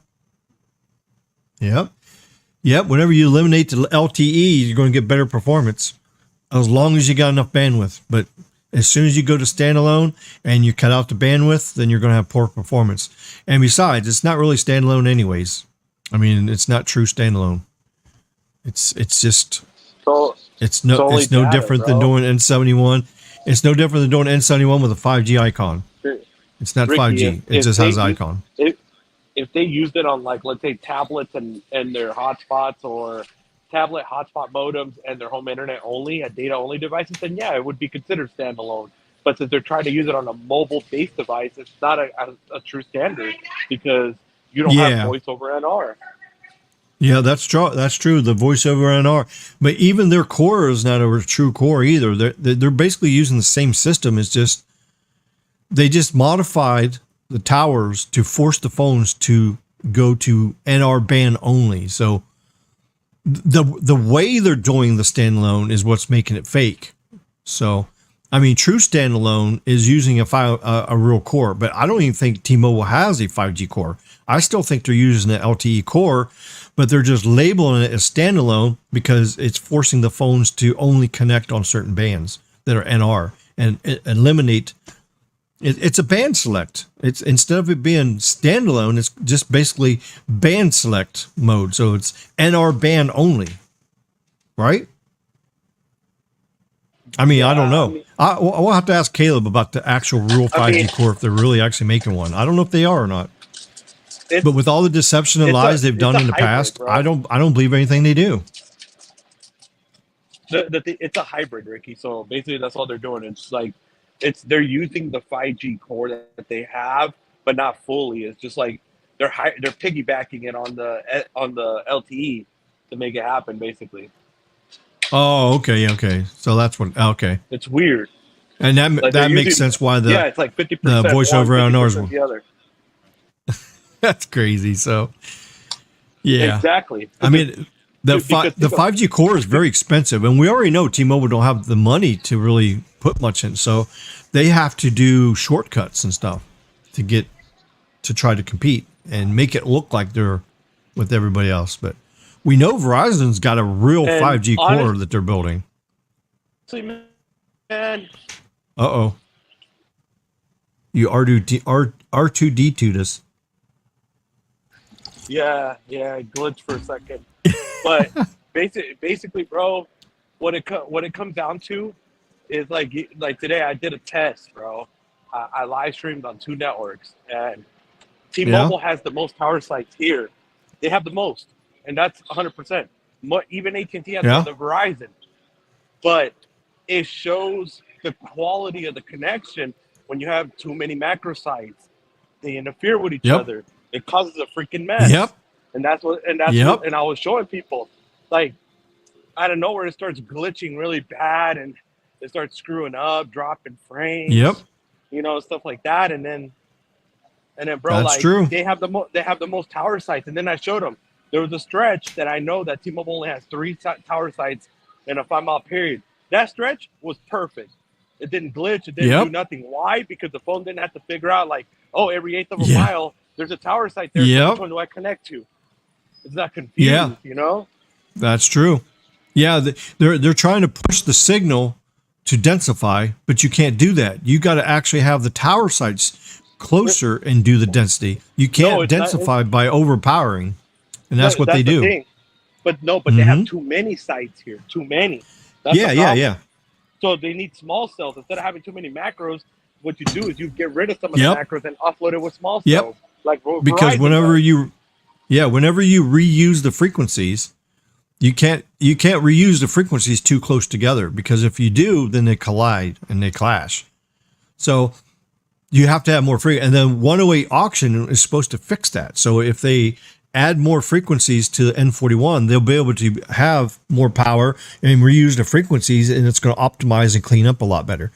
But N71, since it's low band, it propagates good. So if you put low band on every site, they don't have enough frequencies. There's not enough bandwidth. You got what, 15, 20 megahertz of bandwidth. You know what the band 71 here is in the Keys? 5 megahertz, dude. 5 megahertz. Yeah. What a waste of time. Crazy.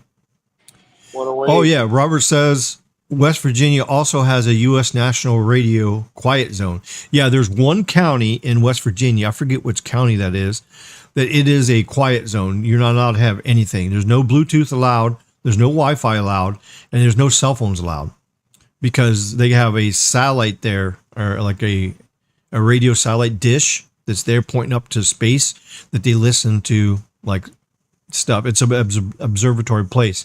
So there's actually a county ordinance that you're not allowed to have anything like that. So, hey, just one $100 thing on $20, and I got the $25 jumbo. Oh, nice! On top. Hell yeah, I can't wait. Well, now that you're a slot machine professional, when I come out there next month, you're gonna have to show me which machines to play, because I want to put $20 in and get 100 out. Bro, the Silver Star is just the one. Oh, okay, cool. Tito was one of the first ones to test Mobile X. He is now testing consumer cellular. Nice. Yeah, it's the Green Bank Observatory. That's right. Yeah. Do you have a recommendation of a cell phone booster brand? Yes. The ones that I've used my whole life is WeBoost, which was Wilson. It was called Wilson, but then they got bought or merged, and now it's called WeBoost. Those are the ones that I've had the best luck on as far as in a car. That's because you haven't tried Sure Call yet. Oh, well. I don't know if I want to do. I don't know if I want to do that. It's solid, bro. It's solid. Just because Chase had a bad experience because he didn't know what the hell he was doing. Yeah. Well, I don't know about that. I was helping him set that up, and it should. I mean, a tower that far away should. I mean, I had my WeBoost or Wilson or whatever you call it 10 miles away in West Virginia. I was 10 miles from the site, and it was connected, and and I just had a little tiny antenna, and he has this directional antenna pointed at the tower. I mean, that's like triple the gain. So I don't know. I don't know what happened with all that. I don't understand, but I don't know. I just know for sure that if you put a Wilson or a WeBoost cell phone booster in your vehicle, it's going to work. And of course, you have to set it up right. You got to make sure the antenna up top is far enough on the back of your vehicle, so the separation is very important, so it don't oscillate. So you got to get it far enough back. Yeah. Bro, so as long as you install it correctly, you don't get no red lights on any of the bands, the WeBoost will work. I guarantee you. You go from 1 bar, you turn it on, you go to full bars, and it'll double your speeds. in your coverage. So I know that for a fact. So I've tested both. I was actually because I still have my Wii Boost, and I was gonna make a video on it. But honestly, bro, Yeah. I literally gotten an extra 1.5 mile range from a site that was 15 miles away on my Sure Call than I did on my Wii Boost. My Wii Boost it showed no service. Oh, okay. All So right. it stretches a little bit longer, but you'll try it. You'll see, bro, because I got it in all my cars. Oh, okay. Jason says consumer cellular is okay postpaid AT&T MVNO. My family has used them since 2013, 2014. I guess you're talking about cell phone boosters. Okay. So I was referring to the green and pink map you were showing. Oh, okay. I can post the link of that in here. Yeah. Let me do that. Let me post it in here. It's a pretty cool map if you want to test out T-Mobile coverage and look and see what bands you got and everything. So I'll post it here in the chat. All right. Yeah. And if you click anywhere on the map, if you just click, like, watch, I'm going to click on Clarksburg right here. Oh, I got to zoom in first. Let's see, like if I click right here, this is on a hilltop here. What the hell? Non-roaming coverage? What the hell does that mean? I don't know why it's doing that. I was over here and I clicked on the map and it showed different things here. I click here. Oh, okay. Yeah. See, depending on where you click at. So if you click on the map, it'll actually show you all the bands that's located at that place you click. So like, let's say if you lived right here. So like if your house is right here and you want to see, well, as soon as it loads. Okay. So if you live right here and you want to you click there and you want to see what your coverage is like. Say basically you have barely any coverage at all. Even though this says 600, 1900, 700, 600. So it has all the bands there. But as you see, it shows the mountain, that thing, that's like outdoor coverage. But this is barely got outdoor coverage. So I bet you if you're standing there, you probably don't have all these frequency bands. You might get 600. Might. Now, if you go closer to where the tower is, like let's say you go like right here and you click right here, then see, you got the mountain, which is outdoor coverage. The car means that's car coverage. And then the house means that's coverage in your house. And then this other little thing is called, that's industrial. That means that's in building coverage. That's what this means. In build. Let me get this. That's weird. My mouse is not lined up on the map. So when I'm pointing on here, it's not really pointing. See here, yeah, right here. This one right here. That is in building coverage. That's like a big building. So like if you're in a gas station store or grocery store or whatever like that is covered. So, but this is kind of off, so it's not really that reliable anyway. So, but supposedly if you're at this location, you got pretty covered. So it kind of tells you. So like over here, if you go to this area right here, you just click in this town right here. You just click there and see, it shows you all the different bands. See 2.5, that's band 41. 600, that's band 71. And then you got 2.1, that's band 66, or band 4, depends on what the configuration is. And then 1.9 is band 2. And 700 megahertz is band 12. And there you go. And it's got the N too. See, that's N600, that's 5G. And then it says L600, that's LTE. What is this, T-Mobile? Like, this is a map? What map is this? This is a third-party map that somebody developed with T-Mobile. This shows all, you can do 2 different layers and compare your coverage, but like this is comparing N41 with N71. Oh.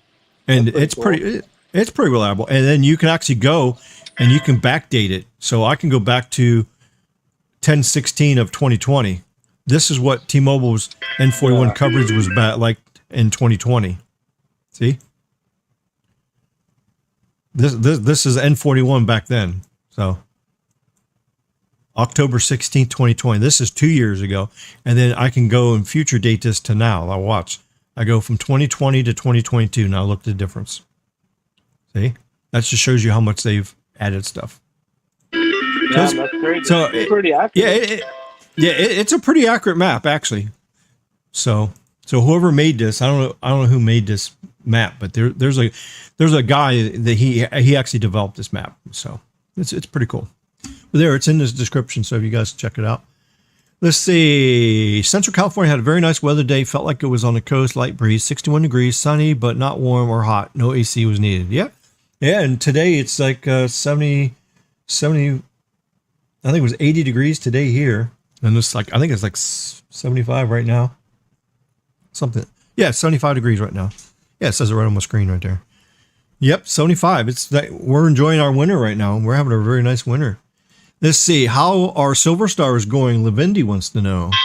Look at that. It's going great, bro. $20 is already at 265 up. Nice.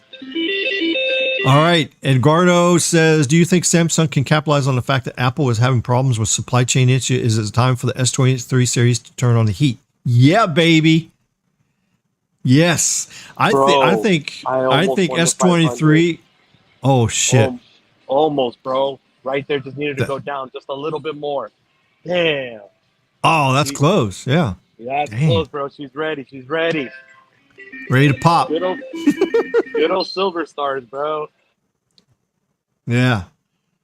All right. So you want to know which model to pick? Okay. Well, there's different models with different power levels. So you got the cradle boost. The cradle one that they have is like the very limited one. The thing is, if you get the booster, you want to make sure you get the biggest antenna. They actually have an over-the-road truck driver type antenna. It's a big, thick antenna that you put on your roof. That's going to get you the best signal and everything. Now, there is a smaller antenna that you can get. It's just like a 1 foot tall antenna with a little couple curly Q coils on it. Those will do okay, but they're not going to get you as much coverage. And this is why I like the shark fin one from SureCall. Yeah, the shark. That's one thing that does help is that shark fin type antenna. Because it has an amplifier in the antenna itself too. So yeah, it amplifies it at the antenna instead of. Yeah. Yeah, bro. That's well. why Wait a minute. I think a bidirectional amplifier can't have an antenna amplifier. I guess it could, but there's no power going up there to the antenna, so there's no power going down, so it can't have an amplifier. That one SureCall home unit had an amplifier at the top that you hook up to, so it boosts the signal from the antenna to the booster, and then it double boosted it again. But of course, it didn't do it. It didn't even work, so I don't know. But I don't think any of the mobile ones have an amplifier in the antenna. It's all in the box. The shark fin. The shark fin would have to have power going up to it. It doesn't have any power going to it. It has power going to it. I'll have to look it up. I'll have to look it up and check it. There's 2 wires. A screw-on coaxial, and then one that plugs into the amp like a power port, like those the ones you know. The okay. One. I'll have to check that out then. Okay. Yeah, bro. That puppy, I'm telling you. I think that's why it gets better range. I think that's the reason why. That could be. Mile. So, what does everybody think? Everybody thinks that maybe next week on Livestream I'll do an episode on cell phone boosters again. I know I got one. One of my live streams I did like a year ago. I talked about cell phone boosters. I did a whole live stream. So maybe I'll do another one. Yeah, you need to look into the new ones. You need to look into all right, well, maybe we'll do that. And yeah, if you want to come on the live stream next week and do some give us some actual real live testing on cell phone boosting between the you got both, right? You got the WeBoost and the SureCall. I would have to hook the WeBoost back into the car, but yeah. Okay. Well, maybe we could do that on a live stream. We can you can go out to a remote area where you have no service and and see which booster works better, the WeBoost or the SureCall. And I'll do a little presentation, show everybody what their options is, and do some real live testing. I think it would be a pretty good live stream. So, yeah, let us know in the comments if you guys are all interested in something like that. I know for all you that live in the city areas where you don't need a booster, like me, I don't need a booster here because I got towers everywhere. But for people that travels or lives in a rural area, that might be a good show for everybody. Mike says maybe West Virginia will find aliens before Area 151 does. Oh, yeah. That's a possibility. I know there's a lot of aliens down here. I know there's a lot of aliens here in the Keys. We had 60 aliens show up last night. 1 mile from my work site. 60 of them. It's crazy. All right, there's the link there. Are you sure about that, Ricky? WeBoost stands for Wilson Electronics. I don't think they have been bought. Well, something happened because it was called Wilson Electronics, and then WeBoost something. I don't know. I have to look it up, but I think WeBoost bought Wilson Electronics. It could have been a name rebrand too, but I'll have to look it up. If I do the live stream about it, I'll do the deep dive on it for you guys. But yeah, it used to be called Wilson Electronics, and then all of a sudden now it's called WeBoost. So I don't know what transpired, whether it's two companies merged together, or one bought the other, or if it's just a name rebrand. But I'm pretty sure somebody bought somebody, so I'll have to check it out. Oh, you're welcome for the link. No problem. Lavendi, it's going way up so far. Gene Jr. just now uploaded a new video. Europe is allowing cell phone calls on airplanes. Will the United States do it next? Bro. See, that's what I think's crazy, because here in the U.S., they think that damn N-77 is going to make a plane crash. Yet other countries are using N-77 on the damn plane, and the phone is literally right next to the altimeter. Bro. I know the altimeter is towards the front of the plane, but still, it's just crazy. You know what's crazy, Ricky? Is for years, bro, the times I've been on planes in these last, 6 years, I use my Verizon phone on the plane, bro. I'd be doing updates on... I remember when I used to be on Facebook 6 years ago and stuff when I was on the plane. I used to do yeah, me too, before I got banned. Dude. I did updates, bro, on there and everything, bro. I didn't give a damn, bro. That shit worked. Bro, it was going between 3G and 4G, but it worked. Verizon's the only one that works on the plane, bro. Just like back in the day, they said, you use your cell phone, it's going to make the plane crash. There has never been one instance where a cell phone took down a plane. It's crazy. I was in a plane for 6.5 hours, bro, from here to Newark, New Jersey. I took a flight here to, Pennsylvania. Where was it in? Not Pittsburgh, Philadelphia. I took a flight to Philadelphia 4 years ago, no problem. Yep. And the thing is, if you're on a plane and you're at 30,000 feet up, most likely you're not going to have any cell phone signals because you're too far away. Because even line of sight with a cell phone tower, if you get too far away, I mean, if you're in a plane, you could probably get 15 miles away, which I don't know. How many miles is 30,000 feet? Well, that's about 10 miles, ain't it? I think so. See, the whole problem is when you're in a plane, when you're that high up, you're 5 miles up, basically your phone can hear hundreds of towers at the same time on the same frequency. So when that happens, then they all clash, and that's why you have no problem. But if your phone can isolate and connect to one phone without getting too much interference with another site, yeah, it could possibly work. Now, if your plane's flying over a rural area where there's not very many cell phone towers, then yeah, you could probably use it. But if you're flying over New York City, your phones actually can receive 2,000 or 3,000 signals on the same exact frequency, and it's going to cause interference and stuff. What if I told you this, that possibly that certain individuals at a company called Dish are testing up-tilt abilities to the sky to get to that aerial coverage. To cover planes and stuff? Wow, that's kind of crazy. That seems like a waste of spectrum because most people are not using their phones on planes. No, but it's being tested right now. They're testing it. Oh, wow, that's interesting. It's only in a couple cities where it's up tilted, and then that's why there's rural towers in the middle of nowhere. They're in the middle of flight paths. Okay. Being tested. Yeah, I guess that'll work for small planes that don't fly very high, up 10,000 feet. Yeah, because 10,000 feet is 2 miles? So yeah, if you're flying 10,000 feet, and you have certain towers that's up tilted a certain way, actually let you be able to use your phone in the plane better. True. Joy's Mike, Verizon has a tower set up for the aliens living in the middle of the Nevada desert. It's called Area 51. Aliens got the 6G Oh yeah, we're not going to talk about no 6G. Great idea for a booster stream. Okay, great. 6G, bro. You got 10G coming. Yeah, that's right. He says 30,000 feet is 5.6 miles. Yeah, there you go. So yeah, when you're in a plane, you're 5.6 miles from the tower. But the trouble is that far away, you're picking up all those other towers. So when you're on the ground, you're only picking up the closest tower to you within 3 to 5 miles. So that's like if you go on a mountaintop sometimes, your cell phone won't work because you're so high up, you're actually picking up, 10 or 15 towers at the same time that's on the same exact frequency.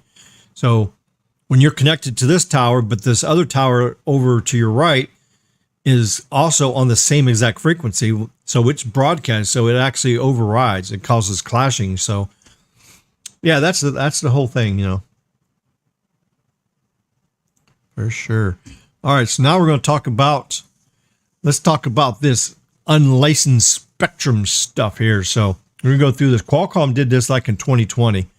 And of course, this presentation, but now there's some stuff in here is probably not accurate and up to date because this is 2 years old, but still the whole general part of it is actually still on. The only thing that's different really is it's a sub 7 gigahertz now. It's not sub 6. So anytime you see somebody that says something sub 6, FR1 is sub 7 now. So anything 6 gigahertz and below is now mid-band. It used to be anything 5 gigahertz and below was mid-band, but now it's sub 7. So sub means under 7. So now this 6 gigahertz, 5 and 6 gigahertz bands are now mid-band. They're not millimeter wave. So that's what the difference is on here. So then in this here, let's see. I should be able to make this thing a little bigger because you guys are on phones. I know some of you are watching this on phone. All right, I got this at 200% already. D. Go a little bit stronger here so you can see it. So, okay, so this was back when release 15, but release 16. Yeah, see here, it says here, 3GPP release set is complete in early July for 5G NR operating it. So we are in release 16. So we are there. So that you got to remember, this is talking back 2 years ago. How? I thought we were release 17. Wow. They're working on 17 right now. Sure? All the technology out there now is 16. 17 is being worked on. Oh, okay. I don't think it's done yet. Maybe I'm confused, but it's been a while since I did that live stream on it. Let's see. Let's see if I click on this. Let's see. This might go to the roadmap here. Let's see. Is this on the road? I have to go back to the chart.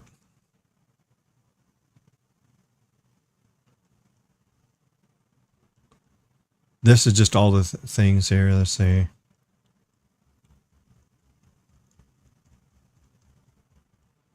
Just have to do 3GPP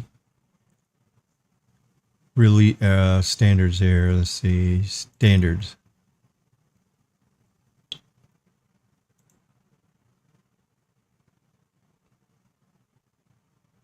Come on.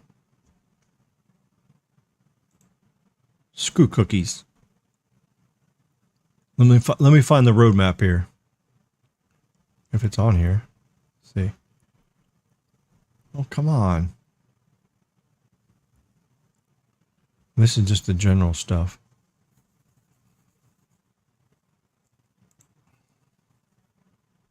Forbidden? Ha! Ain't allowed on their server. Okay. Alrighty then. October 20. See our latest poster showing the agreed work by group release 18. Wow, that don't even let you do anything. Where's the damn roadmap at here? Let's see. Oh, here we go. Releases. Okay. Release 17. Let's go to 17 and see what it says here. 17.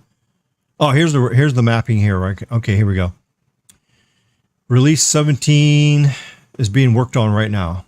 Let's see. Release 17 Stage 3 freeze, release 17 protocol coding freeze. Let's see.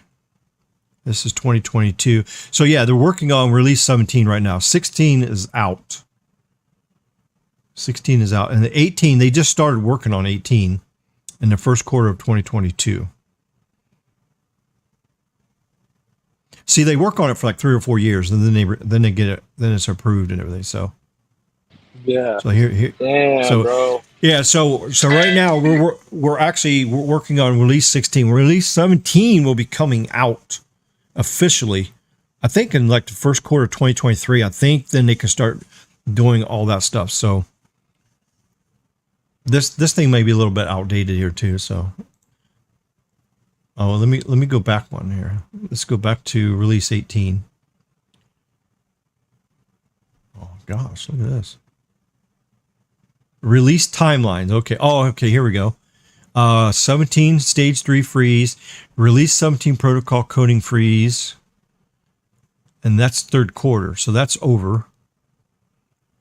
Here, 18 content, 18 freeze. Oh, release 19 approval is supposed to be quarter 3 of 2023.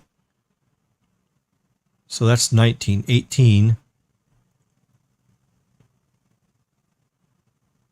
Oh, it's so confusing how they do these releases and stuff. Okay, let's see.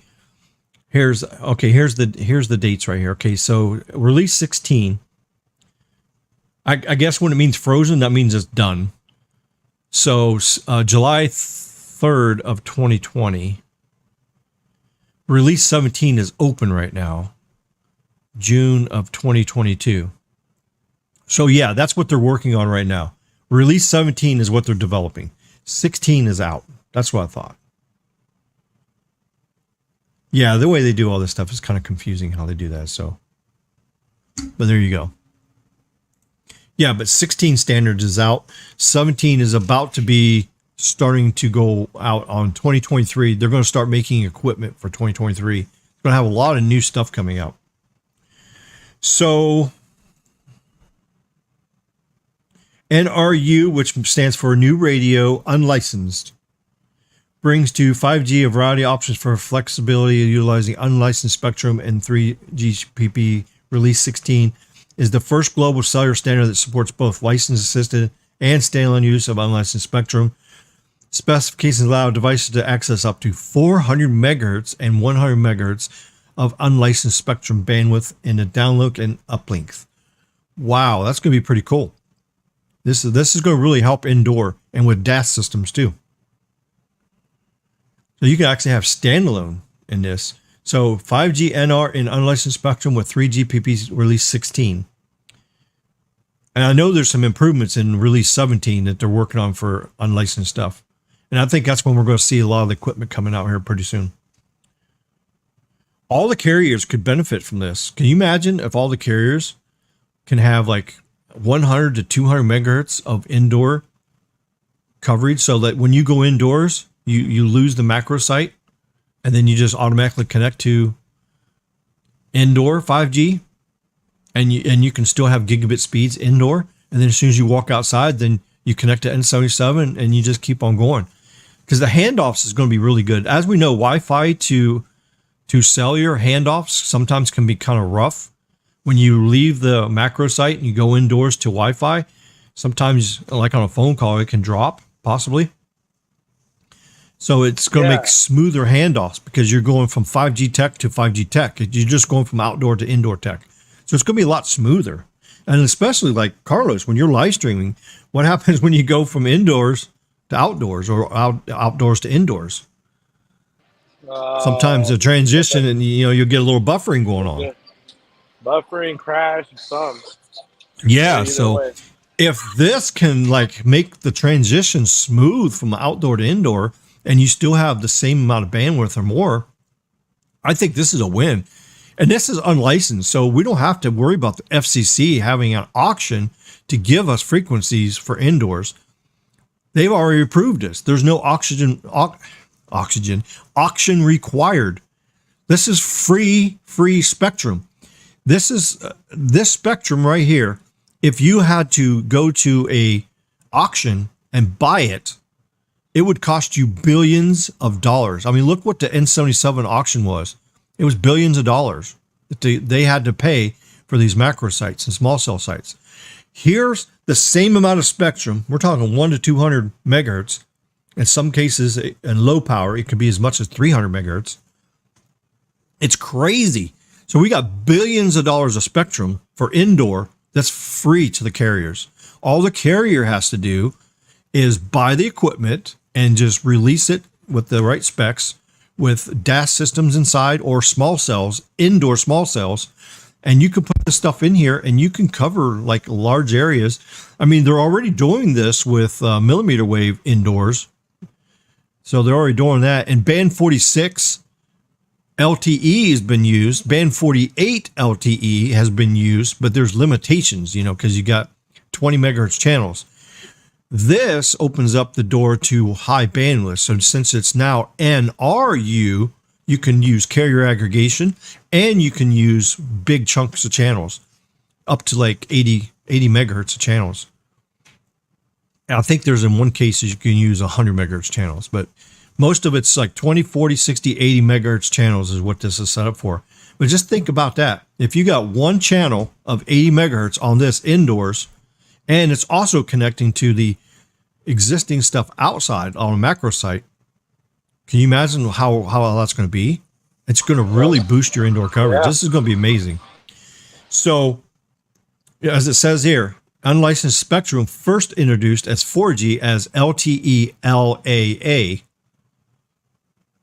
That's what it was in the LTE version. So now it's NRU. So this is going to be really big. Let's see. Delivering the first 5G experience adjusts to challenges typically indoors. Yeah.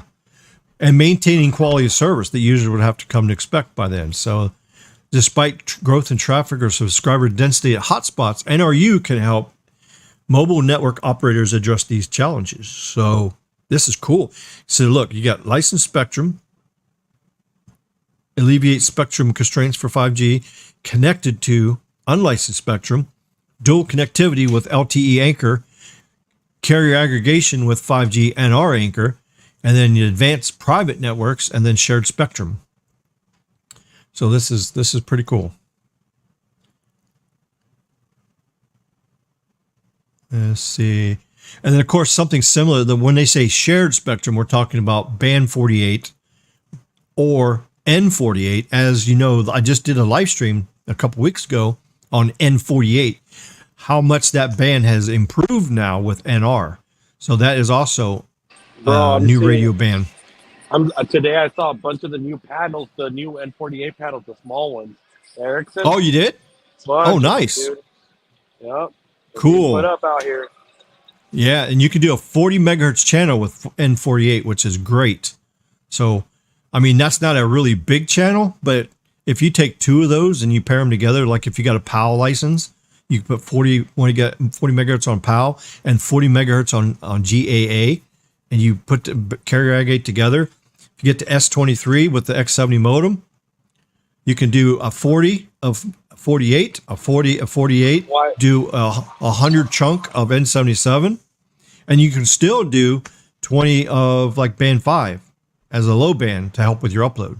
So you patch them all together for carrier aggregation. We're going to see some amazing speeds. Why do you think Verizon is trying to get on all these small cells with the N48 right away? Because then they have, because right now they have access to the unlicensed on the LTE side, but they want access up to that unlicensed first on the 5G side. Yeah. And here's the thing. Whoever lights up GAA, band 48, N48 first gets to use it. That means whoever launches it first gets to use it. Nobody else can use it. Because once you transmit it, it's yours. When you stop transmitting, then the other company can transmit it, and then they got it. And so they're going to have to make sure that they don't stop transmitting, because, I mean, you stop transmitting, then another carrier can transmit. Once they transmit, then you can't transmit no more, because it's first come, first serve on the unlicensed parts of N48. Very critical. And that's why Verizon wants to do that, because they want to have first access to all that stuff. Let's see what else we got here. Release 16 has defined two main deployment scenarios, NRU, dual connectivity, which is DC. So if you see that in your menu in your phone, dual connectivity means it can connect to a 5G signal on another site, whether it's a small cell, DAS, or a macro site, and blend it in with the LTE site. Because before, everything had to be on the same cell site. So if you got a cell site that's a quarter mile from you, you can only connect to that site. But now you can have a site that's a mile away with 5G on it, and you can connect to that also too with the LTE. So you're connected to two tower sites simultaneously. I know some people out there are calling it intercell, which is just a nickname for it, but it's really truly called dual connectivity. Just like the FCC's stupid nickname C-band, you know. Well, we're talking about Andromeda. Yeah, that too. But tonight we're really talking about C-band. So we're talking about C-band. N46, N96, N102, N104. C-band. So that's what it is. Okay, here's a little diagram showing you how it can connect to. Yeah, here's scenario A, carrier aggregation, NR with 5G, CN, and NRU. They're patched in there. And scenario B, dual connectivity, LTE with EPC and NRU. There you go. Standalone. Now with this new 3GPP standard, you could do NRU as a standalone. So like if you're a school, okay? So if you're a school, you can actually deploy your own NRU private network at a school grounds. And then all your phones can connect to it, and you have actually 5G in your school being broadcasted by that, and be all a private network. So it's pretty cool. So it's a big game changer. That's the whole thing, is having something that connects to current phones. So this way you don't have to connect your phone to a device, then it turns around, connects to another device and gets it. So that makes it easier. So you can use existing phones to connect this. So, and most of the new phones coming out now is going to have this new standard in it, N46. We'll have to look at that here in a minute and see which phones can do N46. And I don't think any of them yet, but in 2023, most of the new phones coming out is going to have these new bands in it. So now some of the phones have band 46, but I don't know if they got the actual N46 yet. So we'll have to wait and see what happens. So we'll look at that here in a minute and see if there's any new phones coming out that has N46 in it. That's going to be what we're going to be watching for all the releases in 2023. We're going to look for N46, N96, N102, and N104. Now, that's 4 different N numbers, but each one has rules. We're going to talk about that next. We're going to talk about the power, because each one of those depends on whether it's outdoor or indoor, because some of these can be used outdoor on low power or even medium power. So you could actually put some of these on a small cell. So we're going to talk about that here in just a second. Let's see. Standalone. Yes, standalone. There we go. Let's see. 6 gigahertz greenfield. So are these frequencies, you'll be able to use them on standalone once it's set up? Yep, absolutely. You can have millimeter wave, you can have N77, and then you can have N46, all on standalone. Oh, Interesting. Yep, especially when you go indoors. It's going to be amazing because, I mean, can you imagine having, 80 megahertz of bandwidth indoors? We already know what 320s do with 46, right? Yeah. We already know what that is. It's amazing. So can you imagine going to NR? It's going to be even better. Let's see. FCC has just recently made a massive 1,200 megahertz of bandwidth available in this band for Wi-Fi and other unlicensed technologies such as 5G NRU. Yeah, so yeah, we already know this is Wi-Fi 6E. So if you look at this little chart right here, you'll see what's going on. Down here in the bottom, you got 2.4 gigahertz down here. There's 83.5 megahertz of spectrum you can use for indoor or outdoor. And then you got 100 megahertz of UNII1. See, this is what differentiates the different classifications of unlicensed spectrum in these two bands. You got let's just call it Uni because I'm not saying those letters all in. So Uni 1, Uni 2A, Uni 2C, Uni 3, Uni 5, Uni 6, Uni 7, Uni 8. So each one of these has frequencies, bandwidth, and power. There's rules. So each frequency has a bandwidth limitation, power limitation, and all that kind of stuff. So we're going to look at that some more here. But look at how much spectrum is here. That's crazy. So we already have 5 gigahertz set up for N46. We already had that available. And now the stuff you see where it says DFS, that's dynamic frequency sharing. That's the same technology they use for band 48 because 48 is shared with GAA, POW, priority access license. And then you got the incumbents, which is the radar operators for like the Navy and stuff. Well, guess what's in 5 gigahertz? What's in the middle of this 5 gigahertz band? Does anybody know? Do you know, Carlos? What? See this little gap in here where it says DFS on the 2 sides. There's one little gap there. Do you know what is there? Isn't it supposed to be like 5.8 or something like that? Well, I don't know the exact frequency, but it's right around. I don't know what the frequency is, but that little gap right there. There's one thing that's there that's actually reason that you have to have DFS. It's the NOAA weather radar. In all 50 states, we have NOAA weather radar. It's on 5 gigahertz. And that's why you have to have this DFS, dynamic frequency sharing. So basically, this prevents Wi-Fi and unlicensed Wi-Fi from interfering with the radar. Because if it's putting out a signal to this Wi-Fi, if you're close to a radar site, then it can cause interference to the NOAA weather radar.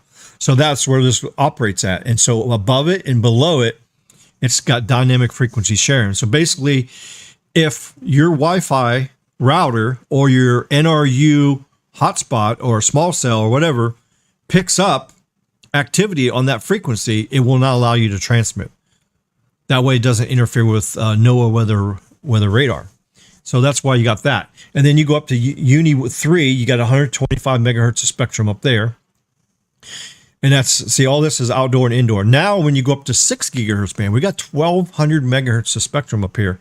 So if you look here, you got the AFC standard power, and then you got LPI, that's the low power, and you got different things. So you got outdoor and indoor, and then there's one sliver that's only indoor. See, it says 100 megahertz of indoor. And then you go up, and you got another 250 megahertz on the upper part. UNI 8 is only indoor. So you can't even use that 350 megahertz of spectrum. You absolutely can't use it outdoors. That's only for indoor use only. And you got to remember, like Wi-Fi routers and stuff, Wi-Fi 6E, Wi-Fi 7 that's coming out is going to use this band, 6 gigahertz band. And also, too, it has the DFS in that, too. So if you have a Wi-Fi router, if it picks up another station or another frequency, then it won't let you transmit, and it'll move it to the other area. So there's since it's a sharing frequency, then it's always listening for another signal. If it hears another signal, then it shuts down either to lower power or it moves it to another channel. And so if you have it set in auto channel mode in DFS mode, it will move around. So if you're on Wi-Fi 6E, the frequencies will move around up and down and look for a clean part of the band. And with the cell phone carriers making this stuff here, and you got Wi-Fi in your house making stuff, now you got all these people sharing the frequency. So you have to go high tech, and it has to be all set up so it doesn't cause congestion and interference like it does on 5 gigahertz. 5 gigahertz, you could be in an apartment building, and you look at the channels on 5 gigahertz, and all the channels, you see like hundreds of signals across there, and they're all transmitting, and they're all clashing with each other. And that's why if you're in a congested area on 5.8 gigahertz, that's why your speeds are low. But if you live out in the rural area where you don't have any neighbors, you got an acre of land, and you're the only one using the Wi-Fi, you're going to get a lot better speeds. But the 6 gigahertz bands was made where it's more shared friendly. So there's more spectrum, and then the routers smartly move up and down in frequency so it doesn't interfere with each other.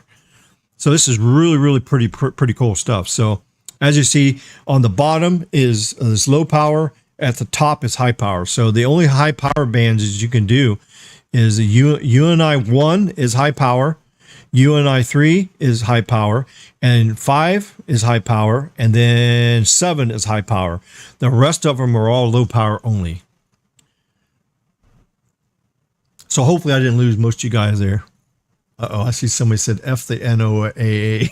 Oh, you guys are crazy. All right, so unlicensed spectrum can support demanding Internet of Things. So there you go. This can help you when you got Internet of Things stuff going inside buildings. So that's what it's going to really help for. But NRU 6 gigahertz is going to be pretty amazing once we get more equipment out there. I mean, routers are already being built. It's already in your phones. You know, Wi-Fi 6, Wi-Fi 7 is coming out soon. But now you're going to see. Ricky, is we haven't even finished even like tickled Wi-Fi 16 much, bro. And we're already moving to 7, bro. Like, damn, we just threw it away. Yeah. Well, actually, there's really not much difference between 6E and 7. The only really difference, they're using the same frequencies. You know, that hasn't changed. It's the same exact frequencies. But 7 offers a few more newer technologies, like they coordinate with it to prevent interference. I forget what it's called. I did on my Wi-Fi 7 presentation like a couple weeks ago. Like, and it also does the new bonding, so it actually can do carrier aggregation. So that's the main thing Wi-Fi 7 does. It reduces interference. It does a lot better job of sharing it. It sets it up so that you don't interfere more. So there's upgrades and enhancements, and it also sets you up so you have carrier aggregation. So now you can do 2.4 20 megahertz. You can do 160 megahertz of 5.8, and then do another 160 megahertz of Wi-Fi 6, 6 gigahertz. And you carrier aggregate all three of them together. And that's the main biggest thing of Wi-Fi 7. So it's pretty much the same technology. It's just like an upgrade. So the hardware is not going to change much, but pretty much the software is going to change. Now, I don't think that if you got 6E equipment, I don't think you can do a firmware upgrade to make it Wi-Fi 7. I haven't read anywhere that that's possible. So I don't think it's possible to do that. So, but the technologies are pretty close. Pretty amazing.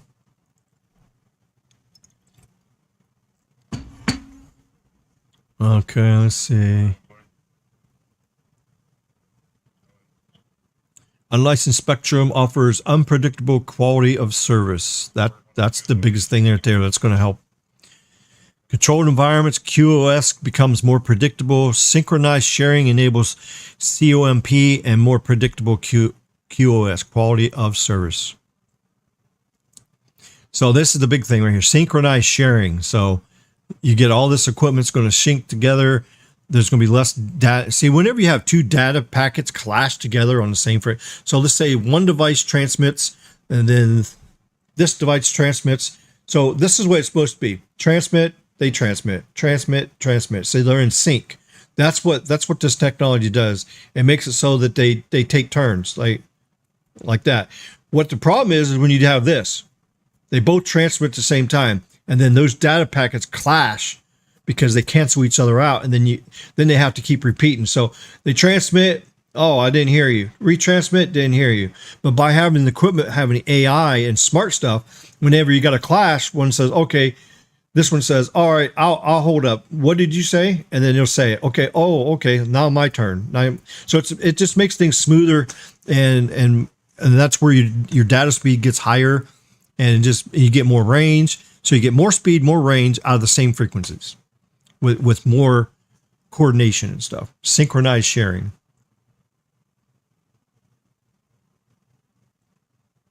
Makes advanced features of 5G NR available to unlicensed spectrum globally, including the 6 gigahertz greenfield spectrum. Pretty cool stuff here. Yeah. Let's see. Then the Fierce Wireless. Yeah, Fierce Wireless has a webinar on NRU too. That's pretty good. Hey, bro, it's just like Wi-Fi 6E is just like AT&T 5GE, bro. Deception and lies. Learn more about 5G and online. Okay, here's a link we can include. Let's see what this goes to here. Let's see. Learn more. We always like to learn more on this channel, don't we? Yeah, learn more. Well, that didn't. Nothing happened when I clicked that. Or did it?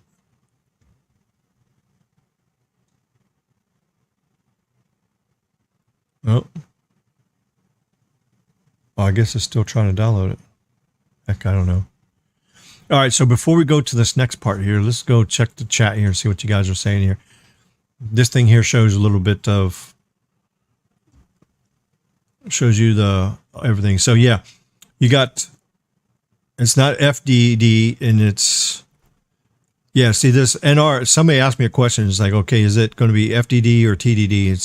It's basically TDD. It's the same as N77. So it's full duplex, upload and download at the same time on the same frequency. Yeah, but the thing that sucks, right, is that they need to start getting some of these frequencies over to FDD, bro, because FDD is more efficient. But you can, you know. Well, it depends. I would say FDD is more efficient on the current antenna and radio technology. That is true. But when we get the full duplex panels out and antennas and radio, like the 128 by 128 full duplex, where the receive and transmit are separated, when that technology comes out, then TDD will work beautiful on that because there won't be no antenna interference. So, but that's true in the current state now. FDD works better because you're separating the upload and the download. You're separating with two different frequencies, so it's going to perform better. But the best thing to do with TDD is set up where you use mainly TDD for your downlink and use the old FDD NR on the old low band and old mid band as uplink. So like using band 2, band 5, and, N2, N5, N66, use that as uplink and use N77 as all downlink. If you do it that way, that helps you with your indoor coverage too. That's until we get a boost in technology. See, right now, we're working on technology that's really for the future hardware. We don't have the future hardware out yet. So we have a whole lot of new hardware that's not even been developed yet that's going to work great with the new technology. So that's what the trouble is. You got the technology come out first, but then the hardware is not out yet. And that's what's making things rough, if that makes sense to you. Yeah, pretty much, fortunately. Yeah, so, yeah. Let's see. Did the hazmat team clean up the smelly chair at that casino from last night? Bro. What happened? What happened last night? Oh, man. All right, we're going to get into the story, bro, since you brought it up. So, I ended up going to another machine. So I ended up going to another machine, bro. Another hot stuff. And I sat down there, bro, and I was like, what the hell is that smell? It smells like dead-ass rotten fish, bro. Bro, it smelled like sewage, fish, everything all in one, bro. And then I look at the chair next to me, bro, and it literally had stains and... What? Somebody leaked on the chair? Oh, no. It was like, because there was a lot of cowboys there yesterday, bro. It's like he got his, his little $60 special, and 10 cowboys had to fill up the hole, bro. Jesus, oh, bro. No. That's crazy. It was horrible, bro. It was horrible. It literally smelled like Bagissi, bro. It was horrible. That's crazy. Bro, and I had my jacket over my nose and mouth and everything. Like, I literally made like and it's still, every time somebody walked behind me, even though I was all covered up, you still got the whiff, bro. It was like, you got the whiffy, huh? Oh, damn. Like, whoa. And then people were looking at me funny. Like, there was a woman that walked by and she just started putting her hand under her nose and like. So she got a whiff too, huh? Oh, my God. Bro.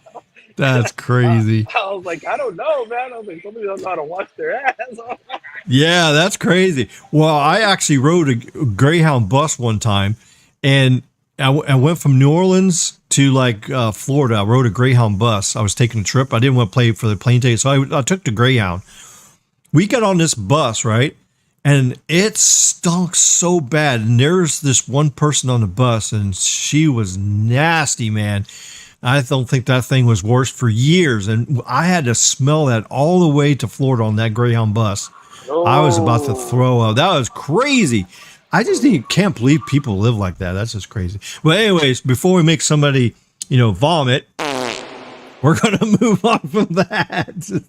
Wow, yeah, bro. All right, so more frequencies are nice. That's good. We need every millimeter wave covered with millimeter wave. Or millimeter covered with millimeter wave. That's funny.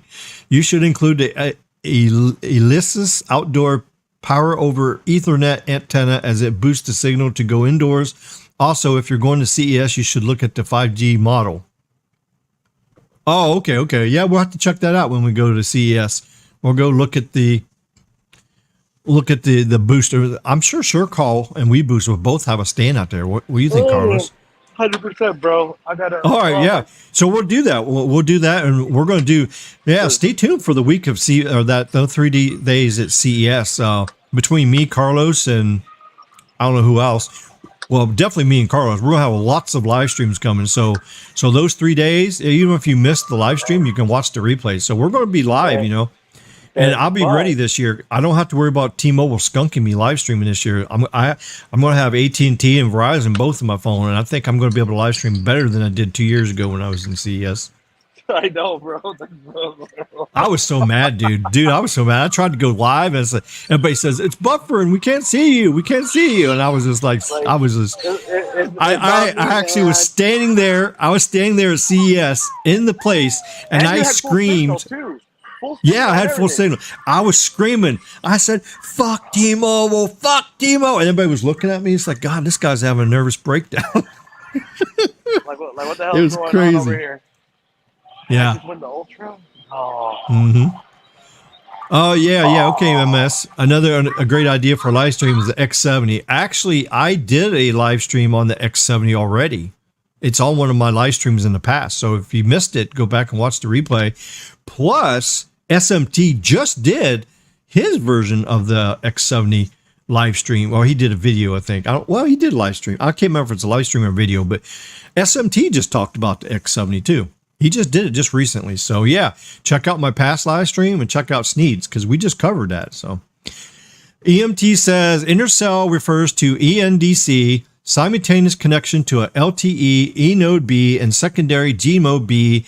5G NRDC is connecting to 5G D node B simultaneously. So yeah, all that he said, that's all really big technical terms and stuff. But intercell is a nickname of what it is, but it is dual connectivity. So that's right, NRDC. So that is it. They are fundamentally different. Yeah, the ENDC is a little bit different than the actual DC. Yeah, there's a slight difference to that. That's true. No carrier fully supports 5G NRDC commercially right now. Well, when you say fully support, so it depends on what that means. What does fully support mean? So obviously AT&T and Verizon are using DC right now. They're using NRDC right now. So I guess the fully part is, well, AT&T is fully not working right because there's no carrier aggregation. You can't do NRDC and carrier aggregation at the same time. So I guess that's what you mean by that, but that's obvious because that's where the problem is. The dual connectivity is garbage because you got N77 at 7 miles knocking out N5 that's a quarter of a mile from you, and it makes the complete performance tank like crazy. So I guess that's what you mean by that. Not fully commercial, but it is being used. I don't think it should be used. I think it should be turned off. I think DC should be turned off until you have carrier aggregation that can be used. And it, probably not going to have that until we got standalone. I think if we get standalone NR and with DC, I think then it's going to work all right because then, well, it has to work because standalone is a whole bunch of NR channels, like 3 to 4 of them, all carrier aggregated together. So, and it doesn't matter if it's on one tower or 2 towers, because if you're between 2 towers, if you get a truly good working DC and you got NR on both those towers, then your phone can connect on one LTE off of the closest tower, and then it can also connect to 2 different NRs on those 2 next. I don't know if there's a limitation on DC, if it's only 1 tower that you can connect to, or if there's 2. That's, we have to research all that. That's all, engineering stuff. And, I don't know everything. I just know a little bit, just enough to make me dangerous. Right, Carlos? Yeah. Exactly. Greg says, Greg says F the NOAA. And NOAA is important for weather. Yeah. Oh yeah. Here. This is a better one. F the AAA. That's a good one there. Yeah. NOAA's good. I mean, NOAA does make mistakes. I mean, and there's some problems in some areas, and there, like up in Chase's area, there could be a tornado developing, and you can call it in and say, hey, there's rotation on the map, and we see a wall cloud, and they won't issue a warning. They go, oh well, we don't think it's going to do anything, so they don't issue a warning. So that's crazy, That's NOAA for you. Yeah. So they have their issues too. All the triple level number letters all have problems. FAA, ATF, and the FBIers, and the FBIers be liars. Is that what we're going to say? Oh yeah. Yeah. So without getting in too much, I don't want to get this stream taken down talking about too much of that stuff. But AT&T needs to get rid of Band 2. It seriously blows. Well, yeah, in some area, like your area, yeah, your sites over there are like, AT&T is just horrible over there. Now, I don't know if it's because they have a lot of interference and stuff, and other things is messing things up, and they have to crank down the power or whatever. But yeah, your AT&T service sucks over there in Cali for sure. But AT&T or Band 2 works good on AT&T over here. I mean, we got Band 2 over here, works good. Carlos has got Band 2 over there, it works good. So, I mean, it just depends on where you're at and how it's optimized. How many years until we see some millimeter wave in rural areas? Well, most rural areas will never see millimeter wave. The big urban areas. It says my stream's buffering a little bit. Why is it saying that? What? I ain't doing anything to make my stream. Maybe just Verizon's just getting a little bit slow there for a second. Oh, that's fine. Okay, it's getting better now. There it's back. I might have just buffered for a second there. It's kind of weird. Usually my Verizon home internet never messes up. But yeah, you're going to see it in the urban areas for sure get expanded out. And then you're going to get the mid-level cities and any area that's got a big market share, like a stadium or something like that, you're going to see millimeter wave. And then like college areas, they may do that. But what we're going to see more than millimeter wave, I think we're going to see this, what we're talking about tonight, this unlicensed NRU in those areas, especially indoors. So, because millimeter wave, as we know, doesn't work as well indoors. It does work a little bit indoors, but it doesn't completely solve your indoor problems. Unless you put millimeter wave indoors, then yeah, of course.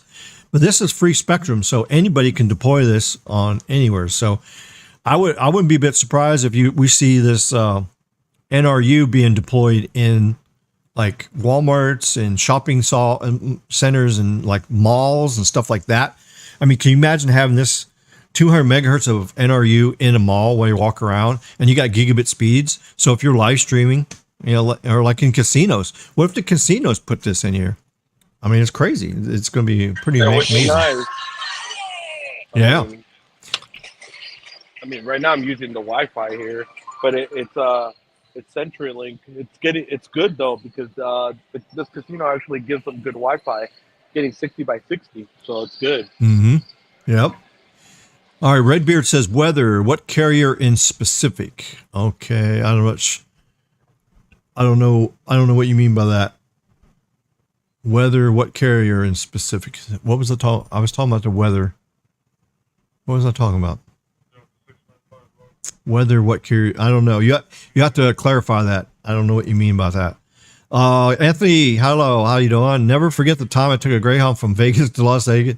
I was in the back seat next to the restroom, and no reclining ability. Dude next to me reeked of alcohol too. It was horrible. That's crazy. Oh yeah, public transportation or riding in a plane and all that. Yeah, that could be rough, you know. I actually did a plane trip one time that there was a baby on the board, and that baby screamed from the time we took off and the time we landed. That baby screamed and screamed and screamed. It's like, if you're going to take a trip, rent a car or take your own car and just drive it. And then the baby can scream all the way to where you're going.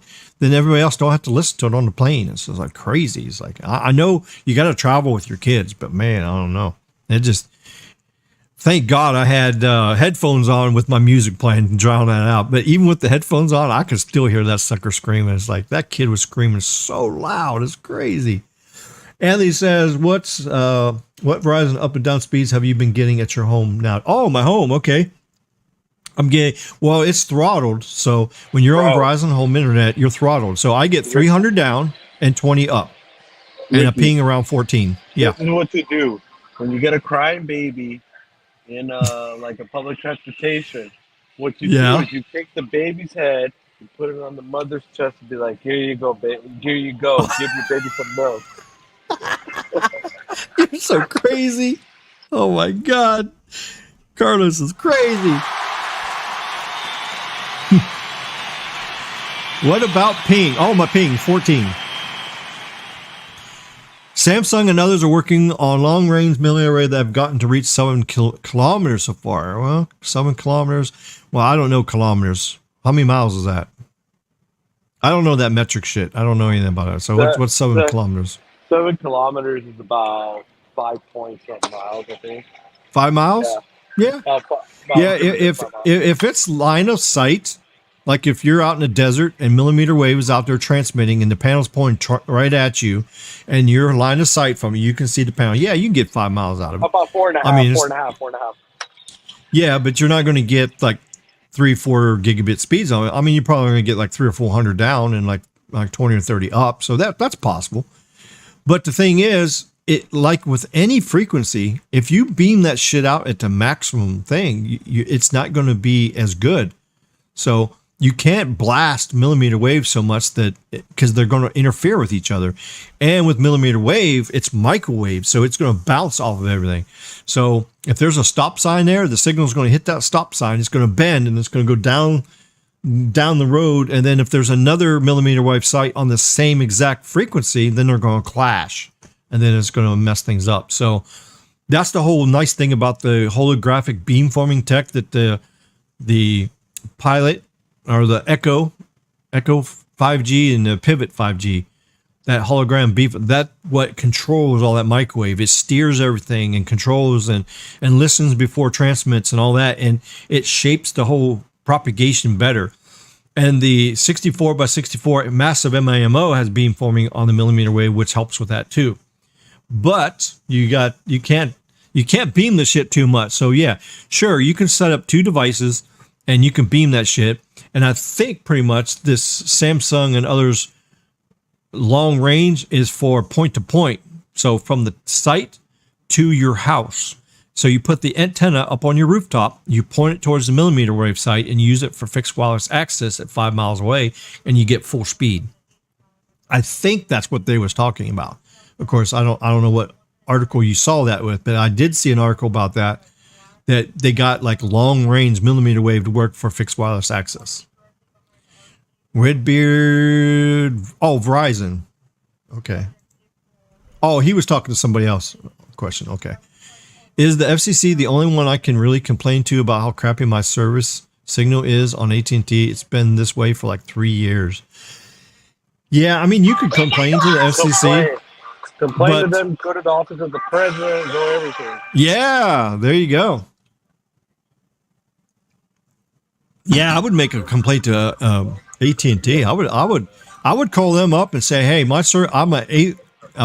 less than a mile away, and my signal's horrible. And what are you guys going to do about it?" And just say, I need bill credits, or I'm going to cancel my service and we'll leave to go to somebody else. And usually they'll like send engineers out there and try to figure out what's going on, or hopefully you'll get some upgrades here coming soon too. I mean, if they would just put N77 on that tower, I think most of your problems go away because you'll have a lot more speed and lower ping. So Anthony says, I believe the FCC broadband map website has an option to file performance reports on your local AT&T providers. Should look up in spam with reports so they have to respond. That broadband map, though, that's for like fixed, that's for broadband. That's for like fiber, cable, and all that. That's what that map is for. Because they have a separate map. This one here that I was showing you guys earlier. This is the map for the FCC for mobile internet. I really wouldn't call it broadband because I don't think we really got true broadband on mobile yet. I mean, with the N77, yeah, I guess you can consider that, but this is mobile broadband here, you know. So let's put some skunky up here. Or no, yeah. What map is this that you're pulling up right now? That's the FCC map. It's a year old, so it's not updated. So I wish they would update this shit because there's a lot of new sites for T-Mobile, Verizon, and AT&T that's on here that's not listed. So there's a lot of new sites. Of course, they're not going to update. Well, maybe the FCC will get off their ass here someday. Maybe. Not holding my breath. FCC needs nuts, I don't want to have to put all my information out there, though. Oh, yeah. I understand that. Yeah, what Ricky is saying is good. Yep. And FCC has a speed test app, too. Oh, they do? Really? There's actually a speed test app from the FCC? I think so. Really? Oh, I'll have to look that up. I'll try. I didn't know the FCC had one. You can set it up to do automatic tests that get sent to the FCC. Oh, wow. I didn't know that. That's pretty cool. All right, so let's talk a little bit more about this unlicensed 5G that's coming. Okay, so here you got, this one's talking about I did a search on N46. So band N46. This shows you the frequency range. So it's from 5150 to 5925. Let's see. Bandwidth total is 775 megahertz. That's a lot of space. Of course, it's being shared with a lot of other stuff too. These are the channel sizes. And this little map here shows you like the different things. So the TDD, that's the uplink and downlink at the same time on the same frequency. And that's what all this NR is. It's all TDD. So with it being low power, indoor, stuff like that, the TDD will work great because you got good signal. So it can do upload and download at the same exact time. So it's going to be good. But these shows you the frequency. Now, on the left down here, you see it starts off at 5.1 gigahertz. And all the way to the right, if you look over here, it's 7.125 gigahertz. That's the 7 gigahertz. So what you're seeing here spans from 5 gigahertz to 6 gigahertz all the way up to just into the 7 gigahertz band. And this shows you each one. So here, N46 is at the top. So that orange section there, that shows you where N46 is allowed to work. And then band 47 is overseas. That's actually global, but it's not used in USA. But if you go in other countries, there's a small sliver of N47 that they can use over there. Then you go down to N96. That's also United States, and that's pretty much the 6 gigahertz band. So N46 is 5 gigahertz band. N96 is a huge band. It's 6 gigahertz. It's like a lot of megahertz of bandwidth. And then you got N102 is just the bottom part of the 6 gigahertz band. And then band 46 LTE part, you see it's the same orange as the top. N46 and LTE band 46 has the same exact bandwidth, but the channel sizes are limited to only 20 megahertz channels, whereas the NR band N46 can use up to 80 gigahertz channels. So you can have, 2 80 gigahertz channels in here, and you can get some pretty good speeds. That's 160 megahertz. That's really good. And then all the way to the bottom is you got the band, and band 47 again is just a little sliver down there, and that's for LTE only. So you see that now. The one's missing out here is the N102 or 104. Okay, here on this one here, this shows N104. Okay, now here's 104 is added down here. So N104 is the upper part of the 6 gigahertz band and a little teeny part of the 7 gigahertz band. So that's there. So there's the N104. So that's all 4 of them. You got 1, 2, 3, 4. So you can see here. So that shows you the separation of each one of the bands. So that shows you what you got. Okay. Oh, what the hell is that? Oh, that's search. Okay, there's that. I'm looking for the one chart thing here. This here's just got a bunch of complicated stuff here. It's not really... It doesn't have anything. Okay, let's see. Where's the other map that I had set up? That ain't that. I had something else there that showed. Oh, I think it's down here. I gotta. What the hell did I do with it? I think this goes to it. Let's see. I had it up. I must have accidentally deleted it. Okay, so here. Oh yeah, here's what I want here. If you can see that here, let me make this bigger.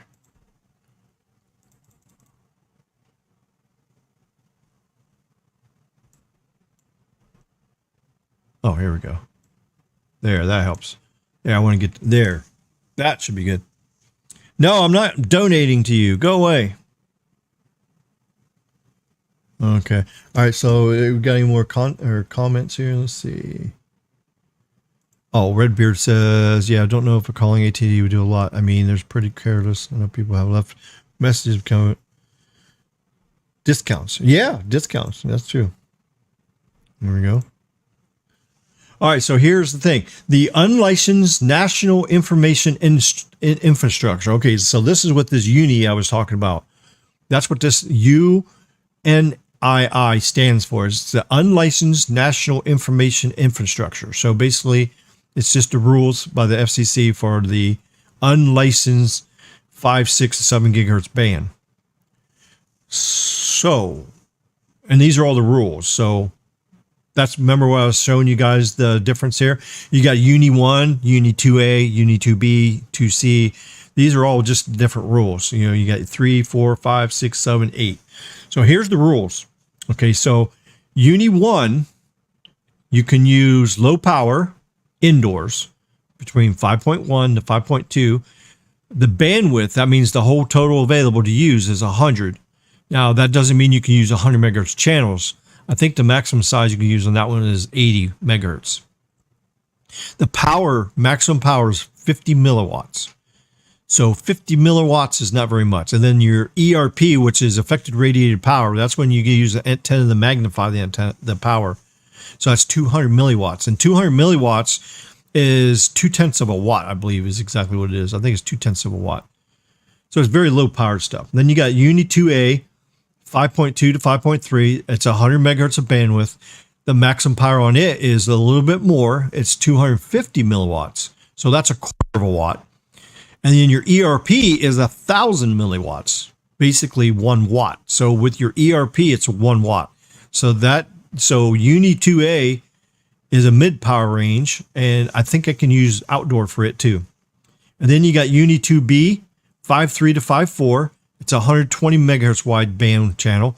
And it says here there's no limitation on the maximum. There's no regulations on it, which I don't know. I guess you can use, well, you can't use any power. I'm sure I guess there's no restrictions, whatever the general on the band restriction is. But that's weird that they got a line through there. But UNI 2C is worldwide, and it's the extended part of the two. It's 5.4 to 5.7. And then it's 255 megahertz of bandwidth. That's a huge slice of bandwidth there. And it could also use 250 milliwatts, which is a quarter of a watt. And when you do it to the antenna, the gain, it makes it ERP of 1 watt. And then you got UNI 3, 5.7 to 5.8. See, now we're in that new frequency band up there in 6 gigahertz, getting close to that. You got 125 megahertz of bandwidth. You can do 1 watt or up to 20,000 watts of ERP, milliwatts, which 20,000 milliwatts is equal to 20 watts. So that's pretty good. So 20 watts. So that's probably going to be at the outdoor stuff that you can use, because I don't think you want to do that on the indoor. So that's going to be for like small cells or DAS systems, like where the antenna is pretty far from you. You don't have to worry about the SAR exposure and frying your brains and cooking them like what high-powered microwaves do. And then you got Uni 4. Not a problem, bro. Sometimes you need to refresh the brain a little bit. Yeah, I could think of a couple people that needs their brains fried. FJB, baby. Yeah. But yeah, so Uni 4 is 5.8 to 5.9. It's 75 megahertz of bandwidth. Uni 5 has 500. Uni 6 has 100. Uni 7 has 350. And Uni 8 has 250 megahertz of bandwidth. So as you see there's different rules. So it depends on what your application is, whether you're indoor, whether you're outdoor, if you're indoor, and also what the distance the antenna is from you. So that's another thing you got to make sure. You got to follow all the FCC rules. So whenever you got power going out, you got to make sure that you're a minimum distance away from the people, because if the antenna is too close to people, then they'll get radiated by the SAR, and you can't expose that. Like with your phone, what's the maximum SAR for your cell phone is? And SAR stands for specific absorption rate. So that's the amount of EM. 1.6 watts per kilogram. That's right. 1.6 watts per kilogram is a maximum you can be exposed to on a cell phone. Now, on your Wi-Fi router, it's the same. It's 1.6, but see, you got the distance. So, like your Wi-Fi router, you got to stay at least 2 feet away. 2 feet away from it to stay under 1.6.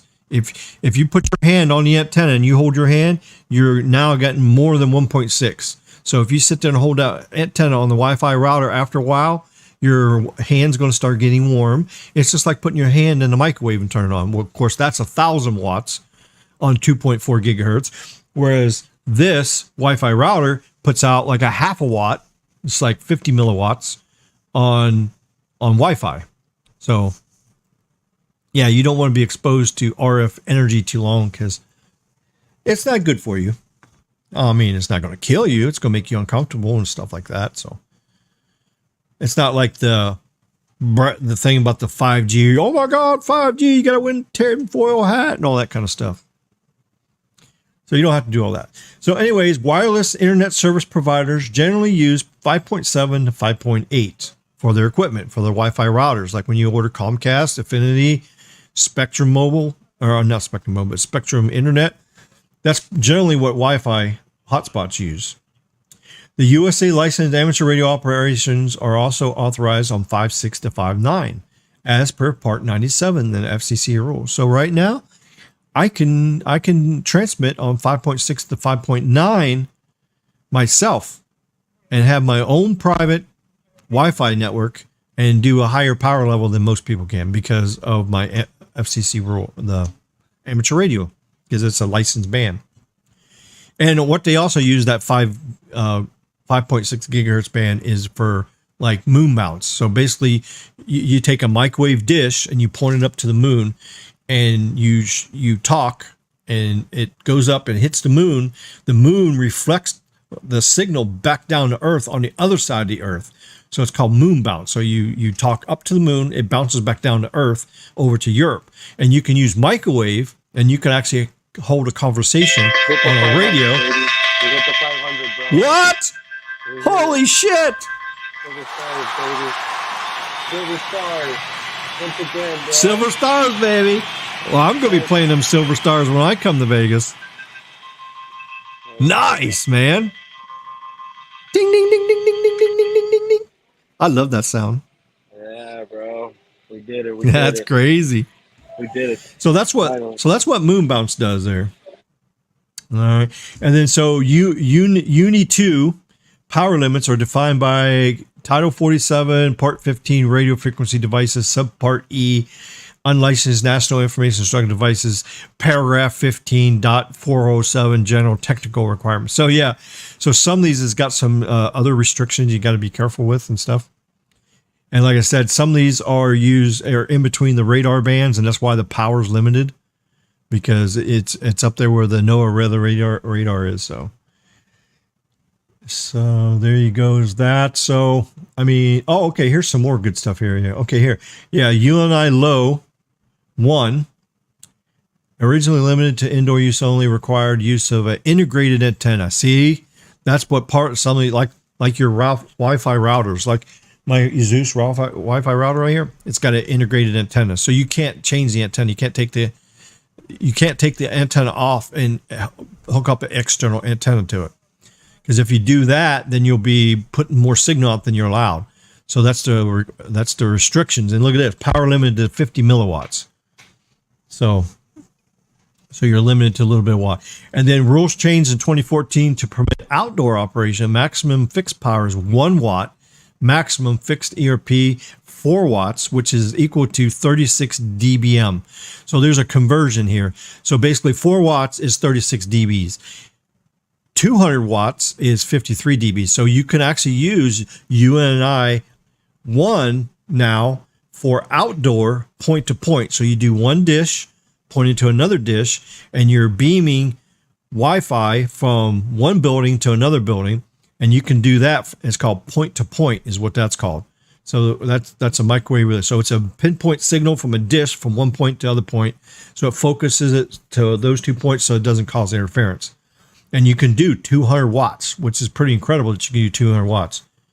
I wish Weasel was able to come on the live stream here tonight too, because he knows this live side. He knows this Wi-Fi stuff better than I do. So it's too bad he couldn't come in here tonight, because he could have told us. Oh, really? Nice. Yeah, bro. But the thing is, he's at the NFR right now, bro. Like the NFR, the rodeo stuff. Yeah. That's what you said last week. Yeah, that's why he couldn't come last week. Yeah, I remember that. Yeah. That's just too bad. I think it's later on where I don't know, maybe he should be done by now, maybe. Yeah, because it's 9 o'clock. I think he should be done for the day. Oh, okay. Yeah, I sent him the link to the channel, so maybe he'll pop in here at the last minute and, tell us his take on this Wi-Fi and our stuff that is out now. So, and then here's Uni 2 here. It says here, both outdoor and indoor, subject to dynamic frequency selection. See there, DFS, or radar avoidance. See, that's exactly what DFS stands for, dynamic frequency selection. And if we click on this here, we can just look and see what it says. So this is what it says here.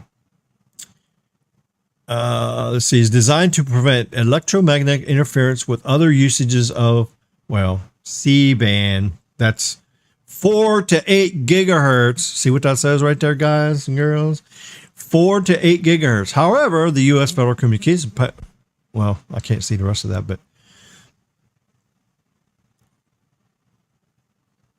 that's DFS was used for like band 48, but DFS is now being used for 5 and 6 gigahertz, so it doesn't cause interference to weather radar, to the NOAA weather radar. So let's see, the DFS is enforced vary by country and jurisdiction.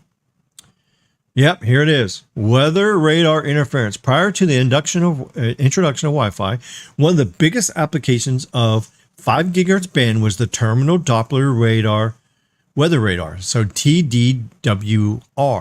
That's what that stands for. TDWR, terminal Doppler weather radar. And now the decision to use 5 gigahertz spectrum for Wi-Fi was finalized at the World Communication Conference. However, meteorological community was not involved in the process. Implementation of problems caused significant disruption in weather radar operations in countries around the world. In Hungary, the weather radar system was declared non-operational for more than a month due to the severity of interference. South Africa weather services ended up abandoning C-band operations, which switched their radar network to S-band. What is S-band? Oh, let's look at that. What is this? What is S-band? Oh, look at this. S-band. S-band is from 2 to 4 gigahertz. What is N77? 3.7 gigahertz. Yeah. I know that. Yeah, so I think it's crazy. The FCC is a bunch of liars. Bro, it's just like you got these guys Andromeda, bro. Like, what the hell? I know, yeah. What made him make up that name, Andromeda? I still want to know, Sasha. He's nuts. Oh my God, you're so crazy. I don't know. Like, what the hell was that name? Bro, I guess he wanted to be famous and just say, it's just like me. I mean, who started the raccoon rabies and the skunk-a-doodle-doo and the skunk apes? Who started all that? I did. So I'm famous. But that's the thing. That's like something completely different, bro. Like you're not trying to Yeah, rename a whole it makes band. sense. Yeah, exactly. You're not naming a band, bro. This guy is literally saying, "Oh yeah, DOD is now DOD slash what is it 3.5? No, 3.45 or whatever." Yeah, I'm naming that 3.4 to 3.5. Yeah. I'm naming it Andromeda. Like what the fuck, like, bro? Yeah, that's crazy. I'm gonna name it Shalamazoo. There you go. We'll name that the next band, the Shalamazoo band. Kalamazoo. Well, let's name N41 the Skunk-a-Doodle-Doo band. How is that? Sasha D's nuts, and then you got Randall. You got little Randall Jr. over there. Dano, little Mike Dano looks like Randall Stevenson Jr. Oh my God, that's crazy. All right, so now we know what DFS is. Okay, so Uni 2B. Here's a comment. It's currently 120 megahertz spectrum not allocated by the FC for unlicensed use. So there's a limitation there. I think that's near the weather radar. Yeah, UNI worldwide, both outdoor indoor, subject to DFS again for radar avoidance. Spectrum was added in FCC 2003. The line of frequency bands used by. Well, where's the rest of it? The next line, it says used by, and then there's nothing there. It's like, what? This wiki's all messed up here. Then we got UNI devices US with bands in other parts of the world. FCC has an interim limitation on operations on channels which overlap the 5.6 to 5.7. Yeah, because that's where the NOAA weather radar is. Okay. And in other countries, they use that same frequency band too. So, yeah, so when you're looking at the radar on your phone for the rain and stuff, just think that that's using 5 gigahertz to transmit the out and receive back. That's how it gets it. And then we got so basically your weather radar data is obtained by C-band. The real C-band, 5.6 gigahertz. That's it, the real C-band. Yeah, but not the Andromeda C-band from Sasha. Oh yeah, not that C-band or the damn FCC's C-band. Oh no, yeah. This is the real C-band we're talking about tonight. Yeah, I forgot to put that in the title. We're going to talk about unlicensed C-band. That would have really put everybody in craziness. All right, so we got Uni 3, sometimes referred to as ISM due to overlap with the ISM band. ISM band is like an early band that they made that was unlicensed for other uses besides just Wi-Fi. Actually, little walkie-talkies could use this ISM band. They have digital walkie-talkies that could use this. Of course, it didn't turn out very good because the range is very low. The power is limited to only one. Bro. I've tried it. It sucks. Yeah. So... yeah, 5 gigahertz is not good for walkie-talkie band. You need to stick down to like 100 megahertz or 400 megahertz, or the highest you want to go is 900 megahertz. I mean, 900 megahertz is not too bad. I mean, the range is not that bad, but I mean, it's not that good either. And the new cell phones, cordless phones, the old cordless phones used to be on 900 megahertz. But then they come out with the new frequency, which is called DECT 6.0, which transmits on 1.9 gigahertz. No, it's 1.9. It's 1.9 gigahertz. It's on band 2, basically. So basically, if you got a cordless phone that says DECT 6.0, which stands for Digital Enhanced Communications, either technology or telephone, I forget. I think it's technology. That uses 1.9 gigahertz, which is band 2. But what it does, it uses frequency hopping technology in between the channels on band 2 for cell phones so they don't interfere. So if you're using a cordless phone, it won't interfere with the cell phone because it's using the white space between the channels that the cell phones use. So it's kind of interesting. And it uses like 50 channels, and it carrier aggregates them together. It's called digital spread spectrum. And what it does is it moves across. So it picks 50 channels across band 2 that are not being used at that current time. And then that's what uses your cordless phone call. And that's why you get really good range. I mean, you could talk like almost 1,000 feet away on a cordless phone with DECT 6.0, which is pretty amazing. Bro, I remember the cordless phones back in the early '90s, bro. I remember I had the Oh, you mean one with the long antenna, the meta antenna. Oh, that's the low band. That was 46 megahertz. That was low band, bro. Not low band like is in 5 or like an LTE low band, because cellular low band is 600 and 700 megahertz, but real low band is 46 megahertz. So that's way down there. I remember that phone, bro. I used to be able to go just under a mile, dude, with that thing. I used to just have to change the channel. Oh yeah. Low band goes really far. And then once I changed the channel, I got it clear enough. Cause you remember you used to be able to push the channel button right on the spot. Then out of nowhere, that's why the antenna is really long, because it's on low band, 46 megahertz. Bro. Yep. But that was analog. I love that thing. That was on analog. And back in the day, if you had a scanner, you could take one of these scanners like this, and you just program 46 megahertz in this thing, and you can listen to every conversation in everybody's house.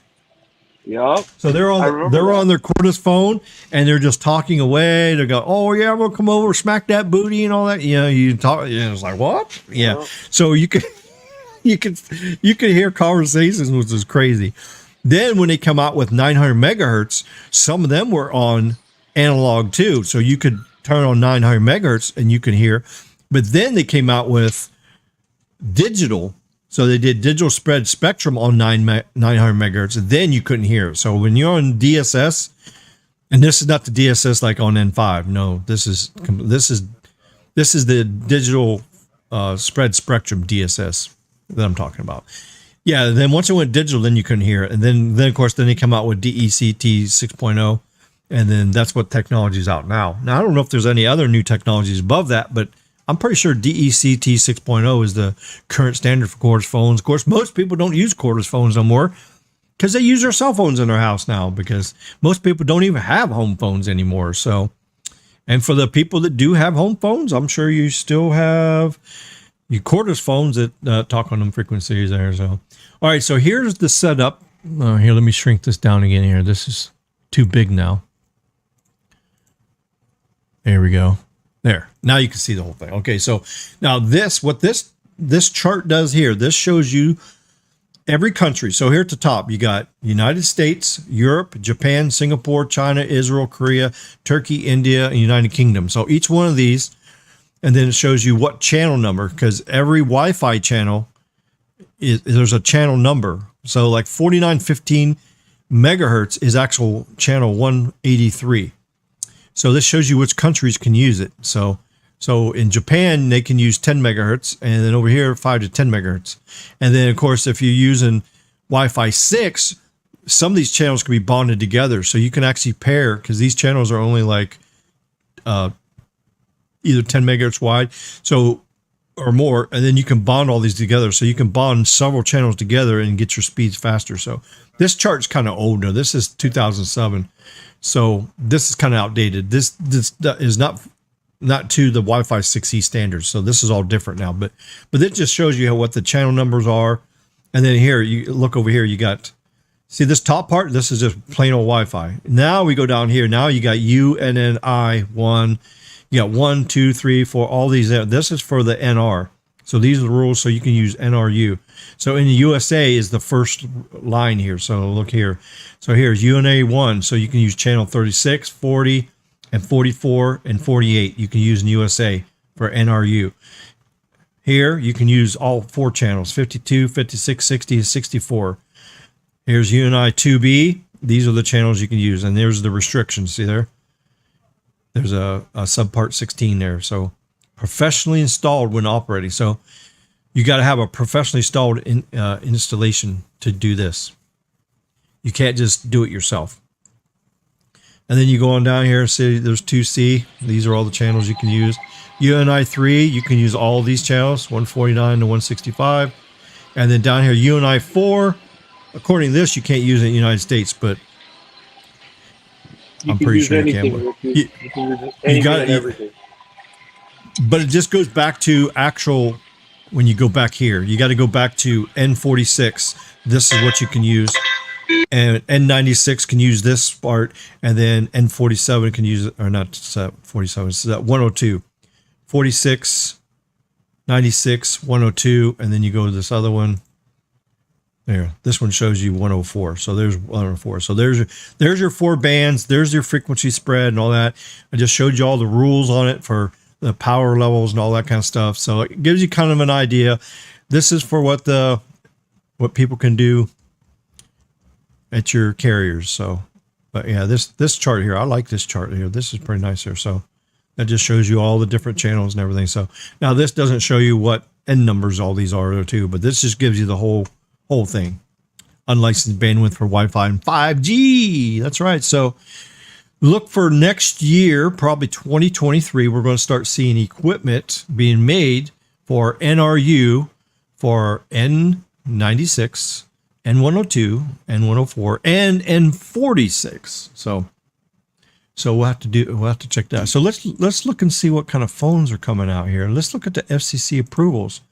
So as we know, the FCC approved the S23 Ultra. So here it is right here. It's approved. So that's pretty cool.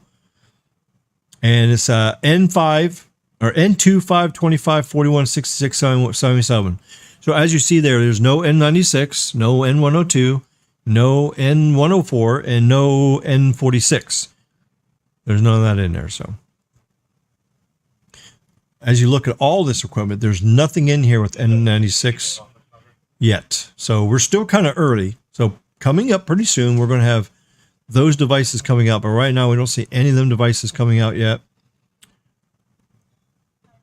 No N96. I'm looking for N46. If we got N46 in here, that's going to be big. So there's 41. That would have been cool, man. I don't know why it ain't even out, man. Here's 41. Okay.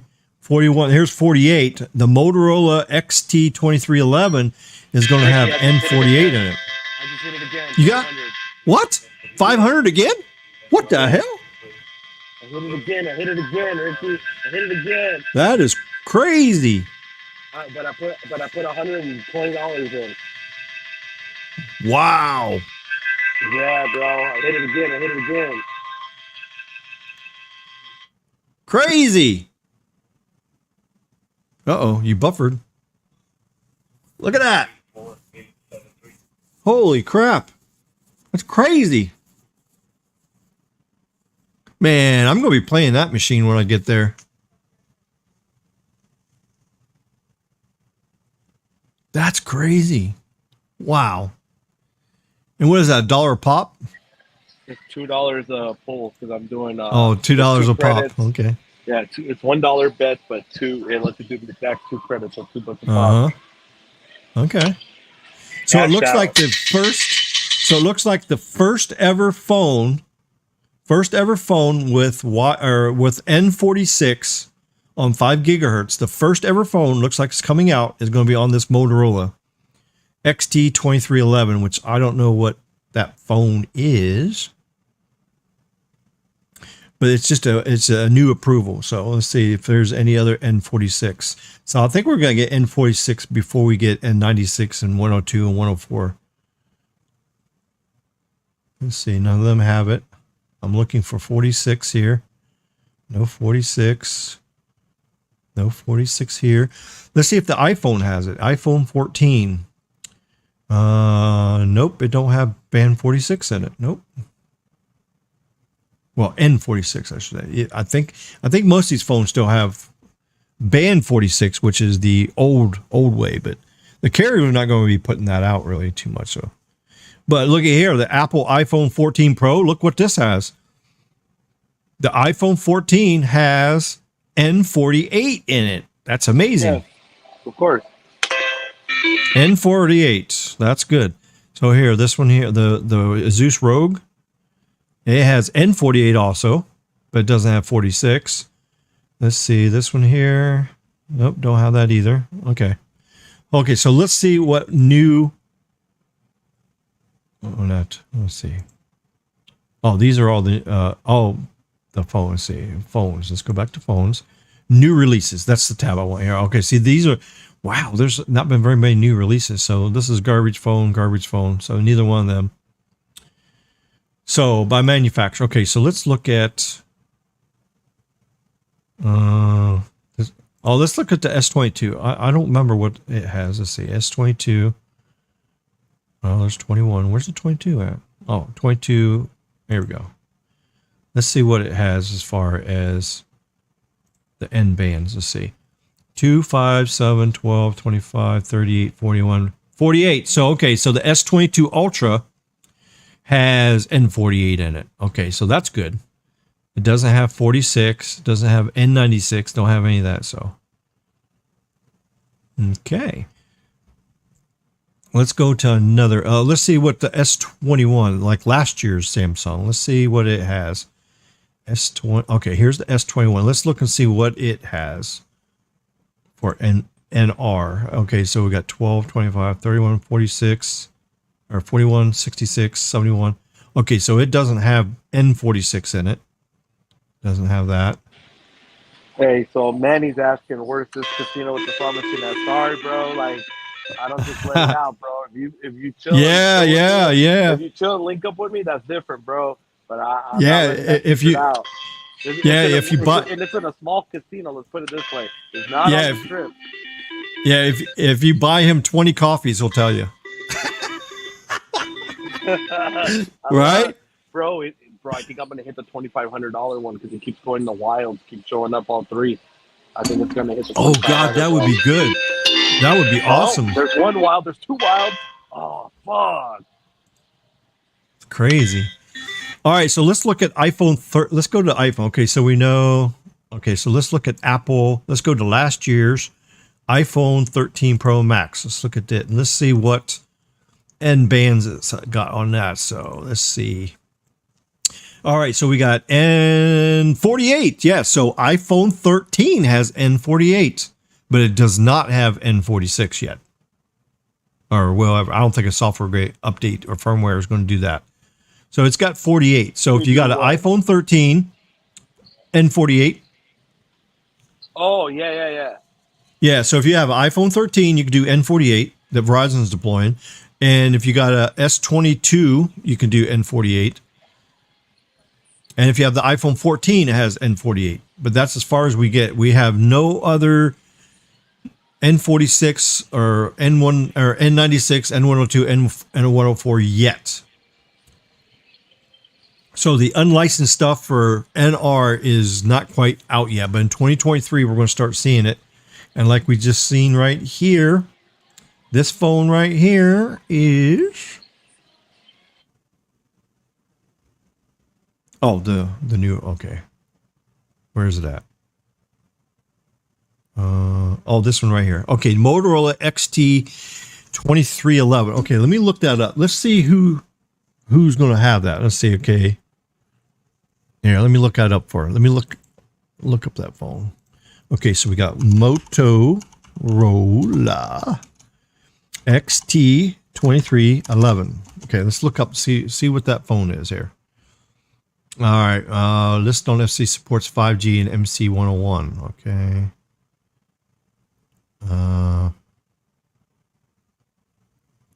Who's making this phone, or what company is making this? What carrier is going to release it? That's what I want to know. I want to know what carrier is going to do this, because we don't know yet. But let's see.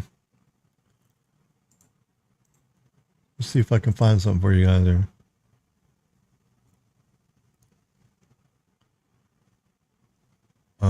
It's not really telling me much. Yeah, it's not telling me much here.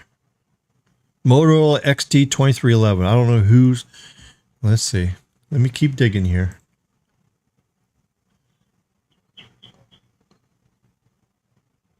New variants. The nickname is the G22 and G42. Okay. Yeah. Okay. 2311. 20. No, that's not the 2311. Okay, here. So 2311. Nope, that's not it. I don't know. I don't see anything out for that yet. So.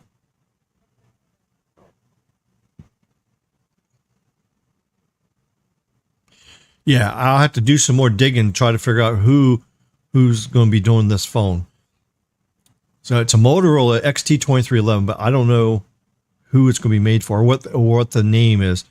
You got Motorola Edge. This might be the Motorola Edge 30 Plus or Edge 30. There's a news article here. Let's see. A lot of people knock the Edge, bro. It's a decent phone, man. It's not bad. All right, here. Okay, let's see if this is it. Is this the phone right here? This is. There's a new phone coming. It's called a Motorola. It brings a high-end Edge 30 Fusion in the U.S. So this is Motorola Edge 30 Fusion. But the bad thing is it's missing a couple bands. It's missing two bands. It's missing band 30 and band 71 in 4G. And it lacks N2. So this Motorola phone does not have N2, and it does not have band 30, which AT&T uses, or band 71 that T-Mobile uses. So, okay, why Motorola would you release this damn phone in the USA without band 71? So this is not going to be a T-Mobile phone, and it's not going to be a Dish phone. So it sounds like to me, but Verizon's going to be launching N2. So this phone can't connect to N2. So it's not going to be good for them. It's not going to be good for AT&T. Other than missing band 30, band 30 is not a big loss. So this phone would be good for AT&T. Band 30 actually is big for yeah, but it's only but it's only for 10 megahertz of LTE. Yeah. So that's not a big deal. They're converting it to N. They're converting it to N shortly. Oh, really?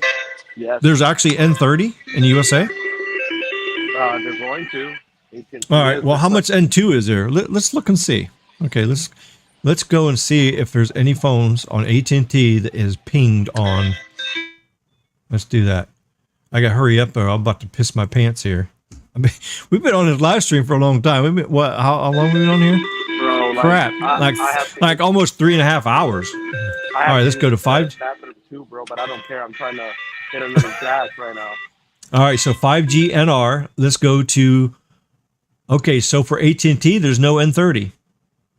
There's no N30 in US. There's N5 or N77. That's the two bands. There's the N5 in USA. And then here's the N77 in USA. Oh, look, it's starting to get mapped out. So Cell Mapper's starting to actually start mapping it pretty good there. So, and then let's go to Verizon. Let's look at Verizon. Okay, Verizon. Where's Verizon? Here's Verizon. Okay, let's over at NR. Oh, look at the N77 on Cell Mapper. Holy crap. N77 is being mapped like crazy now. All right, so for Verizon, you got N2. Look at the N2. Here's the N2 that's been mapped. Phoenix, Dallas, Texas, Austin, San Antonio, and what's this up here? Milwaukee? Because it's getting broadcast right now as DSS, dude. You know that, right? But they are starting to broadcast it as SA. They're testing SA in certain markets. Oh, okay. That's probably why. Okay. Yeah, then there's a lot of Florida has N2. Now, what's the other band they got? Okay, so Verizon has N2, N5. Oh, look here in Oklahoma. Tulsa, Oklahoma is testing out N66. Wow. That's interesting. And then over here in part of North Carolina has, but that could have been just a false kind of like thing though. But it looks like Tulsa, Oklahoma, they're testing N66 out for Verizon. And then of course you got 260 and 261, which is millimeter wave. So yeah, I'll be interested to see if when I go to Miami tomorrow in Fort Lauderdale, if I get any N2 or N5 up in. I know there's N5 up there. I'll see if there's any N2 up there. Yeah, you would have to have it's NSA right now because you don't have developers. Yeah. I don't have developers, so we can't access the. So here, testing. Yeah, but there's non-standalone on N2 that's being like over here in Miami. Yeah. There's a couple places and up here. So somebody has mapped it on Cell Mapper. Now I'm going to have Cell Mapper on. I'm going to do AT&T all the way up, and then on the way back, I'm going to turn it on Verizon, and I'm going to Cell Map it all the way back. So that way I'll get both of them mapped. With AT&T, if the area has N2 on, even on DSS, that means they don't have N5. That means they don't have. Well, license yeah, of for yeah, of N5 course, in yeah. that That's their backup plan. Yeah. So, area. Yep. and I'm surprised they're even Verizon's doing doing it. the same. Verizon does the I'm same, bro. There's areas where they don't I'm have surprised N5. anybody's doing DSS because down here in the Keys, AT&T doesn't use DSS. It's N5. It's N5. There's no band 5. It's only N5.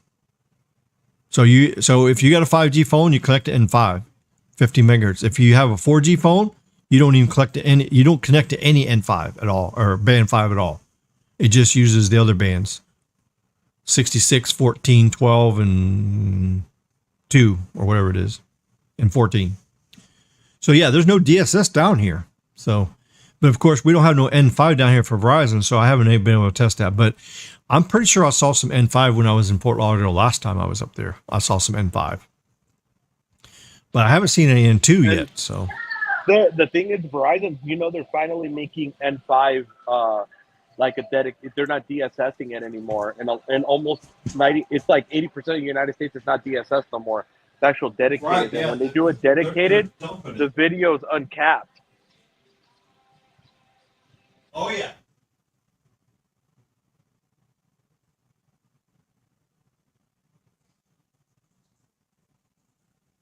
What happened to you, Rick? Where the hell are you? Oh, you have to get the coffee. Gotta get the coffee, as the New Yorkers say, coffee.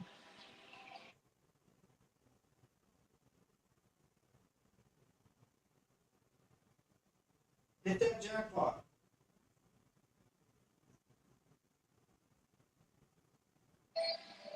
Hey guys, we really appreciate you guys being here. I don't know how many, it doesn't show me here how many are in the live, but we appreciate the love and the support. Remember to hit that like button if you haven't yet. If you're not subscribed, hit that subscribe button. Hit that notification bell so you're always notified when Rick uploads content. Let's see here. So when does N48 coming live then? It should be coming up this first quarter for Verizon, bro. Verizon's already working on it. They already have some stuff in plan. Like it's broadcasting right now. Technically, it's just We're working on you gotta have a developer sim, which is an employee sim, and I'm not an employee for Verizon, so I don't have access to that. If I was, then I would gladly be testing it For what band?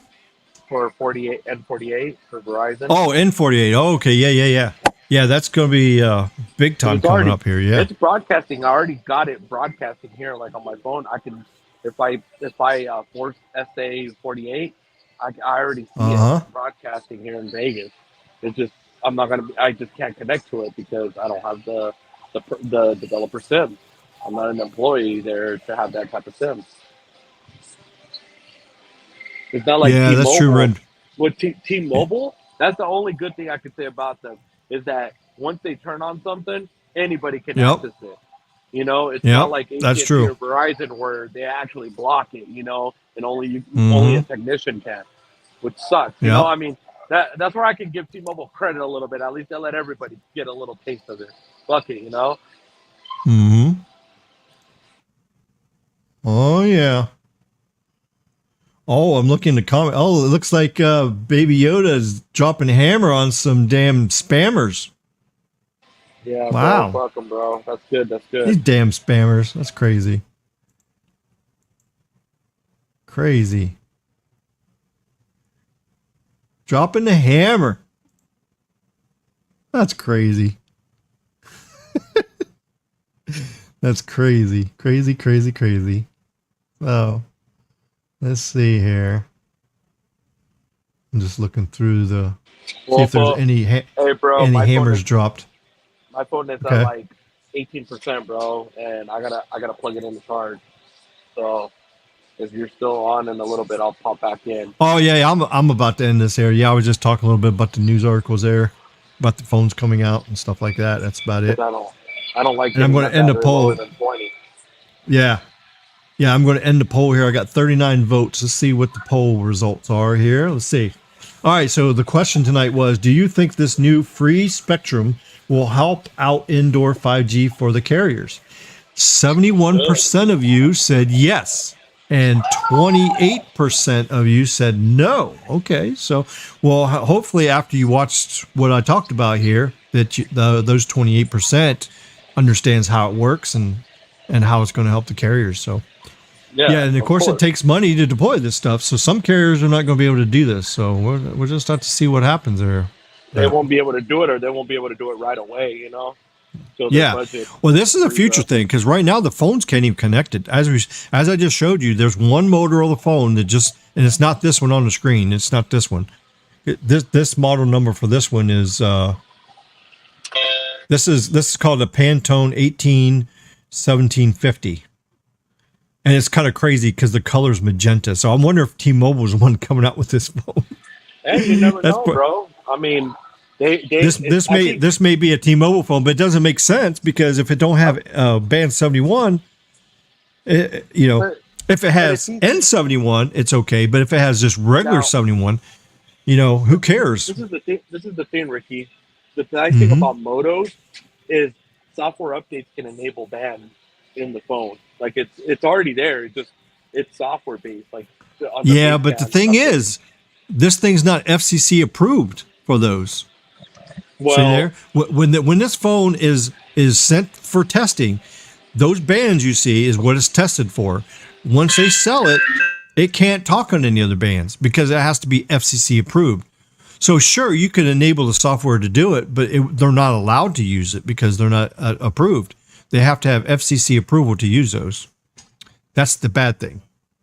So the only way that you can use it is if you turn around and you go back to the FCC and retest it, get it approved. Yeah. Then you can do it. Yeah. I bet you there'll be a retest here coming up shortly, and then it'll get released. I bet you. I don't know, but you got to understand how many millions of dollars it costs to just send this phone to retest and get approved for the band. So. Yeah. So. Well, we'll hope for the best. Yeah, so because once you sell the phone to somebody, it's not going to go back to the FCC and get tested. No.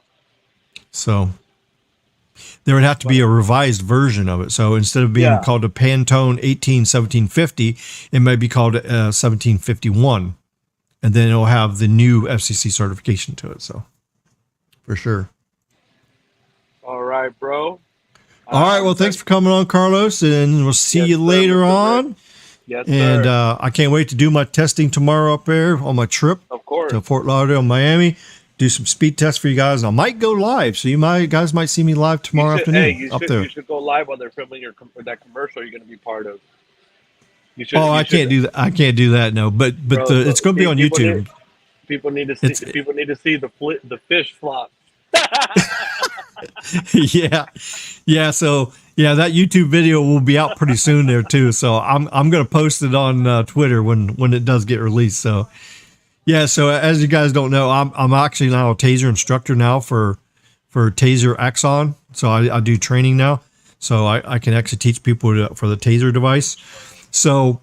And they needed a volunteer for the TV show, so I volunteered to get tased at the TV show. So that's where I'm going up there tomorrow. I'm going to Deerfield Beach to get tased, but it's going to give me a little bit of publicity for my company too. So because I just opened up a training company, I'm going to be teaching classes and stuff. So make a little bit extra money on my days off there, and so that's what I'm going to do.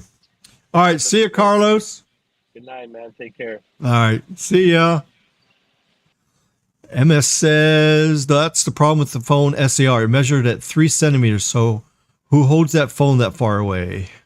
Yeah. Well, I mean, 3 centimeters. Well, it just depends on where the antennas are too. I mean, 3 centimeters is very slim distance, The thickness of the phone is like 1 centimeter. So if the antennas are like on the back of the phone towards the bottom and you're holding up your ear, then you're not going to.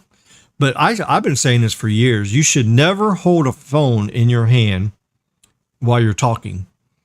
You should always use a headset. Use like one of these headsets, because these headsets are Bluetooth and it puts out hardly any signal at all. So it's very low power, and the SAR is very low. I mean, this on my ears right now is nowhere even near 1.6 at all. So you should always talk with a Bluetooth headset when you're using your phone.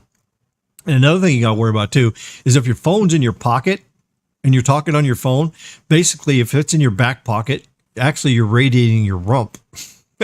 So you're exposing yourself to it. But luckily for everybody, the phone is certified for 1.6 SAR touching your skin.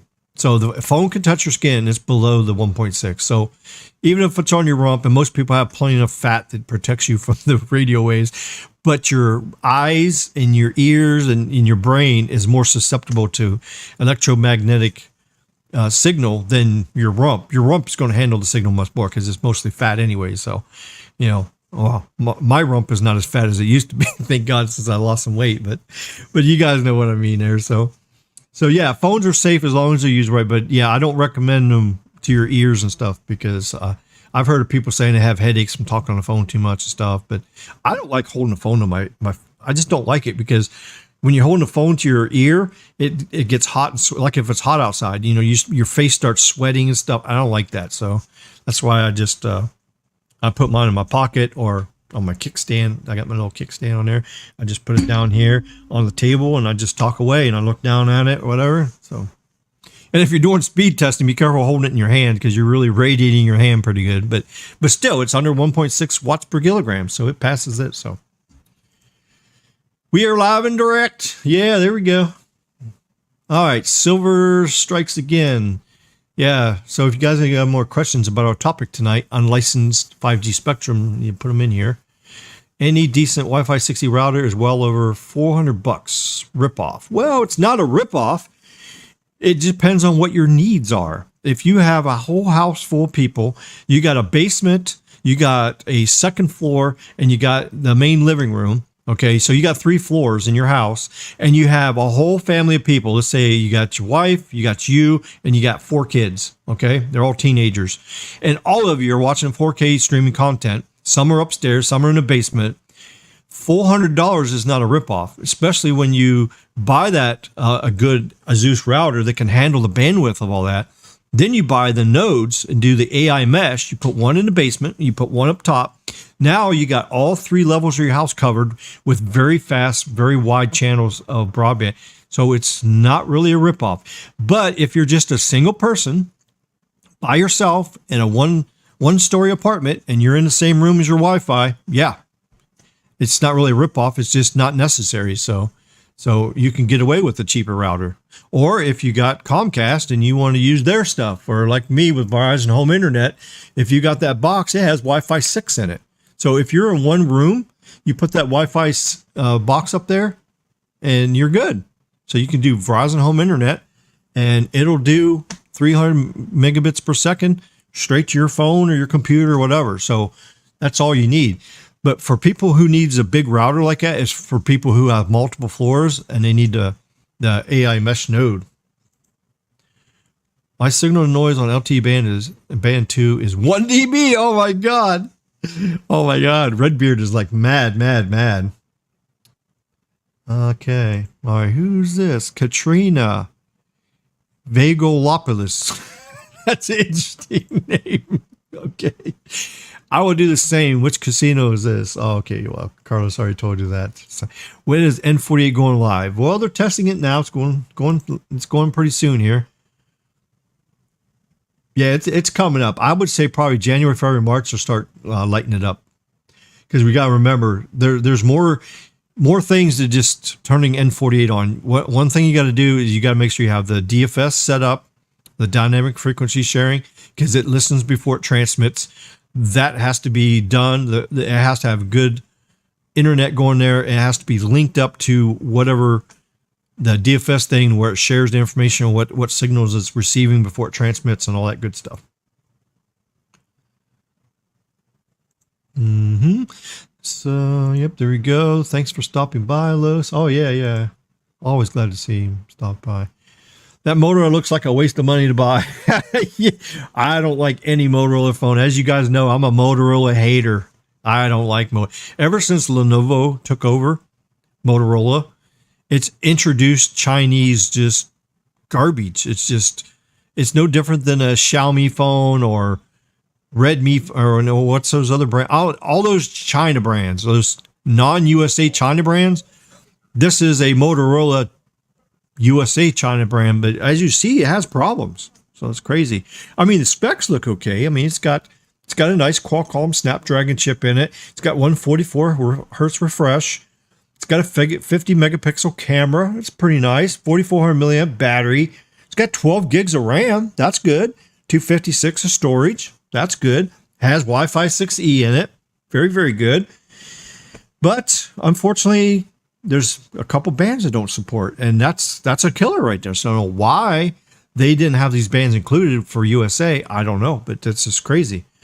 So it's going to be starting to sell December 12th, here in a couple of days, and it's unlocked on its website for $800. For $800, I would not buy that. I would, if you're going to buy an Android device, instead of spending $800 on this, I would buy an S22 Ultra because the prices just came down. You can get an S22 Ultra for about the same price as this. And the S22 Ultra is amazing, good phone. Good phone. So that's my recommendation. So now I'm sure some carriers are going to have this and they're going to try to, say, oh, well, you get $300 off if you buy this from us and blah, blah, blah. I don't know. So that's that. So let's see what else we got here. Oh, car key sharing on your Android app is coming pretty soon. The Pixel phones now have the ability to share digital car keys via messaging, so you can unlock your cars. Oh, nice. I'm just afraid of being hacked like that, so somebody can unlock your car with and then what it's using, I think, is the near field communications on here. So the NFC on the back, I think you hold the phone up to your car, your handle there, and then it unlocks your car. I think that's how it works. Digital car keys. Never thought I'd ever see digital car keys come. It's pretty much like the key fob, like in these new cars, like the Dodges and Jeeps. It's got the push button start. It's got the key fob. It uses RFID. And as long as that key fob is in your vehicle, then you can start it. And the same thing, your phone can transmit, that near field. You can hold the phone up. It receives the signal and starts the car right up. Oh, here's the big news I forgot to tell you guys about. The Gorilla Glass Victus 2 is coming for the S23 Ultra. So it's Corning's toughest display glass ever. So pretty amazing. It's going to be on the it's confirmed it's going to be on the S23 Ultra. So if you have a bad habit of dropping your phone or cracking your screen, you will want to upgrade to the S23 Ultra. And not only was that the good thing to get for the screen, but you're going to get the X70 modem, which is going to have 4 carrier aggregation on NR.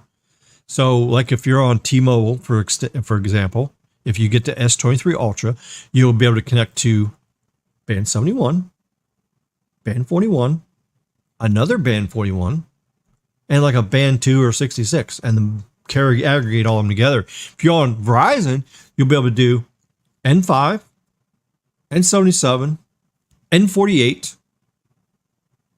and what else? Oh, if they have it on the site, N2 or N66. So you have 4 carrier aggregation on Verizon. Then AT&T, if they have, let's say they have, they got the 3.4 gigahertz, 40 of that, and then the N77, they carrier aggregate that together. That's 2. Then they can do, what's the other N? Oh, N5, and then whatever else. Oh, if AT&T puts up N48, they can do that, or like N66 or N30 or whatever they do. You get 4 carrier aggregation there. So that's going to be pretty good to get more stuff like that. Any trucks to waive activation fees on Verizon? Oh, tricks. I think you mean any tricks. I don't know. I think if you do online stuff, I think you can get it unlocked or get it that way.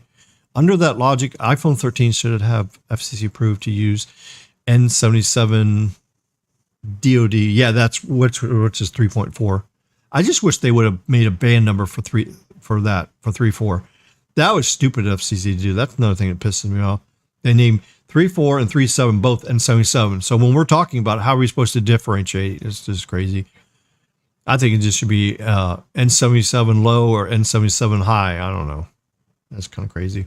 Or just say 3.7 or just 3.4. I mean, it's just about as easy to say that.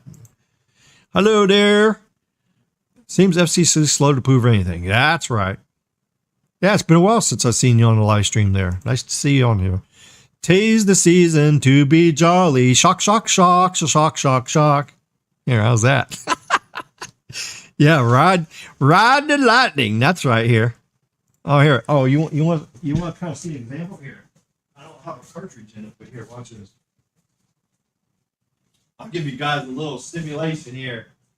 So, little shock here. That's right. I mean, here we go. All right. So here you go. This is it right now. I don't have the cartridge in it. See here? There's a cartridge on here that shoots 2 darts out 15 feet. The cops have one that they can shoot out 21 feet, 30 feet. So they got a little bit more reach. But for security, they have it less. So, but basically you just turn it on and you go. And you get a little bit of electricity there. Yeah, the zap, zap, zap. So yeah, I can't wait till tomorrow to be zapped. Yeah, that's going to be fun. That's crazy. Yeah, it's nothing big deal about it. In 1996, when I did my paramedic SWAT training, they tased us back then. It wasn't that bad, you know.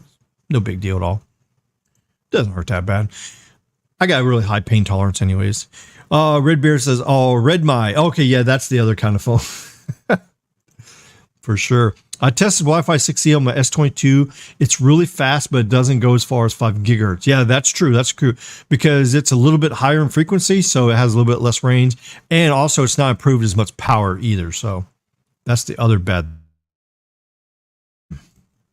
So yeah, it's not as much range. But see, if you have the AI mesh, if you got the AI mesh going on, then you're good, because then you can have the main unit and whatever room you're at, like first floor, you have the 6.6 gigahertz on there. And then you go up, you have a node upstairs and then a node downstairs. So no matter where you go in your house, that Wi-Fi 6E, the 6 gigahertz will be good, because as you move, like if you got your phone and you're on 6E in the middle main floor, you go down your basement, then it switches over to the node down there in your basement, and you got full signal, full speed. Then you go back upstairs to your second floor, it switches over to the 6E up there. So no matter which floor you're on, you have good coverage. So that's one thing you can do in your house or business if you got a business. Some people do it in business. They'll have a warehouse and they'll have the main transmitter, and they'll have 3 or 4 nodes scattered about. They'll put the main Wi-Fi router in the middle of the warehouse, and then each corner they'll put a AI mesh node up, and then no matter where you go in the warehouse, you got 6 gigahertz and you got really fast speed. So it's pretty amazing. Yeah, I did a live stream on 6E when it came out last year, and then I just did a Wi-Fi 7 presentation too a couple weeks ago. So if you guys missed it, you can go watch the replay on that. Got some good stuff on there. Oh, yeah. Redbeard's laughing. Yeah. Remember to use the rest. Yeah, exactly. I already know that, because back in 1996, when our whole class, when we was doing the paramedic SWAT training, the whole class, one of the guys didn't do that. I guess he had to piss, and he got tased, and he pissed his pants. And then another guy actually pooped his pants too. So when he got tased, you know, because it tenses up your muscles, and it just squeezed the poop right out, he pooped his pants. So yeah. Tomorrow morning when I go up there, yeah, I'm not gonna have anything to eat, nothing to drink. Yeah, I don't want that to happen. That'd be kind of embarrassing. Yeah, for sure. All right, so we're gonna end this live stream. We got 3 hours and 47 minutes here. So we got 13 people here. So I think I covered just about everything. Let's go through a little news articles here. See if there's anybody else has any other questions here. Let's see what else we got here. Oh, here's another thing. Bullet is another company that's supposed to launch phone with 2-way satellite. So it's kind of like the AST, and also kind of like the Apple and Globalstar partnership that they got. Well, Bullet is going to be doing the same thing, and they sell things under the Cat brand. I think I talked about this last week's live stream. Yeah. So they sell phones under the Cat brand. So it's basically it's like a really rugged phone. So it's for workers that works out in like construction, and you know, they work outdoors where they got lots of dust, dirt, mud. So they got really heavy duty phones, and they can use, and you use the satellite now. And it this connects to geostationary, which is 20,000 miles away. So that's not going to work as good as the AST, which uses the satellite that has an orbit. It's a low Earth orbit going around. So And it's also going to be for the MediaTek Dimensity 930 5G chipset. So the satellite messaging service will be free for the first year. So yeah, if anybody out there uses the Cat brand phones, then you'll be able to use two-way satellite messaging too. And I guess from what I heard, the AST has been really having some really good results with their testing of that Blue Walker 3 satellite. It's been going around. It's getting ready to come around back over America. So coming up in like next week, I think there are going to be some more passes where the Blue Walker 3 is going to like actually go overhead. You could actually see it. So when it goes overhead in the morning or evening, just go to Heaven Above app on your phone or Heaven Above website and just click on the AST Blue Walker 3 and then put your GPS position in there on top right. You just click on it and you put on the map where you're at, and then you can see where that satellite is, and it'll tell you what time it rises and sets and where it goes across the sky, and you could actually see it go by. So it'll give you something to look at when you're looking at the Gemini meteor showers, because over the next 7 to 10 days, the Gemini meteor shower is the biggest show of the year, like 120 meteors an hour. Going to start having. I've been starting to see them at work at night, so it's a pretty good meteor shower, and then you can watch the satellites fly over too. So it's pretty good. That app is really, really cool. Heavens Above. Make sure it's on your phone. Go in there and look. It gives you the live view. Every now and then you can catch some Starlink satellites flying over too. And there's different brightnesses. So the brighter white it is, the brighter it is up in the sky. So it actually does that too. It shows you which ones are brighter. And the lower the brightness on it is, or the lower the number, the brighter it is. So if it says 2.0 AU, I think that's the term it is, AU, or whatever it is, the 2.0. If you go 2.0 to 1.0, that's actually brighter. So the higher the number, the less bright it is. So it's almost like the cell phone signal, same thing. And it's so if you get down to where it's minus 1.3, that's really bright. When it gets minus 3.4, that's extremely bright. That's as bright as like Jupiter and Saturn and stuff. And don't forget to look up in the sky and see Mars. Every night you see Mars. It's in retrograde right now. It's 27% bigger.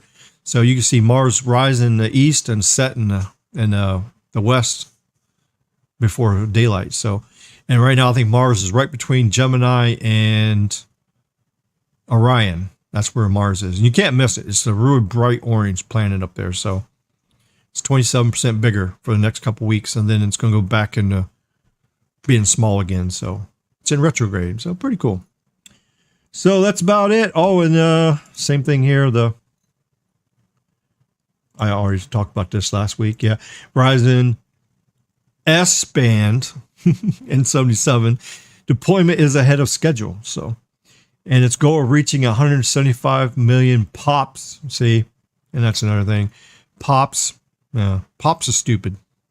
Pops don't give you a really accurate thing. So even though it says 175 million people pops, so it's actually less than that number, because you got to remember there's spaces in between there in those, there's PEAs that doesn't have any tower. So just because you're covered in a pop doesn't mean every person in that pop is covered. It just means you have presence, you have towers in that pop. So they give you credit for that pop, which is stupid. So anyways, Google starts testing encrypted RCS group chats. Well, that's pretty good. Wait, this phone's in here twice? Oh, wait a minute. I accidentally went up on it. Okay, so there you go. Oh, look, you got the emoji thing going on with RCS. So I got that. FCC banned Huawei, and ZTE. Yep, that's good. They're afraid of China spying on us.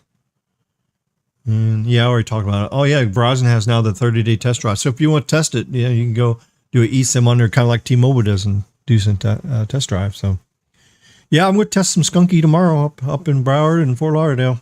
Wish me luck.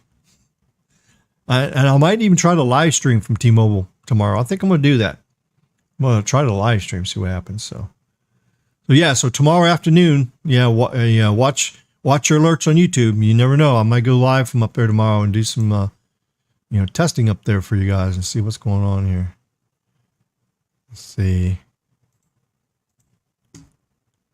All right, so we got 3 hours 54 minutes. So we're about done with this thing here. Tonight's live stream.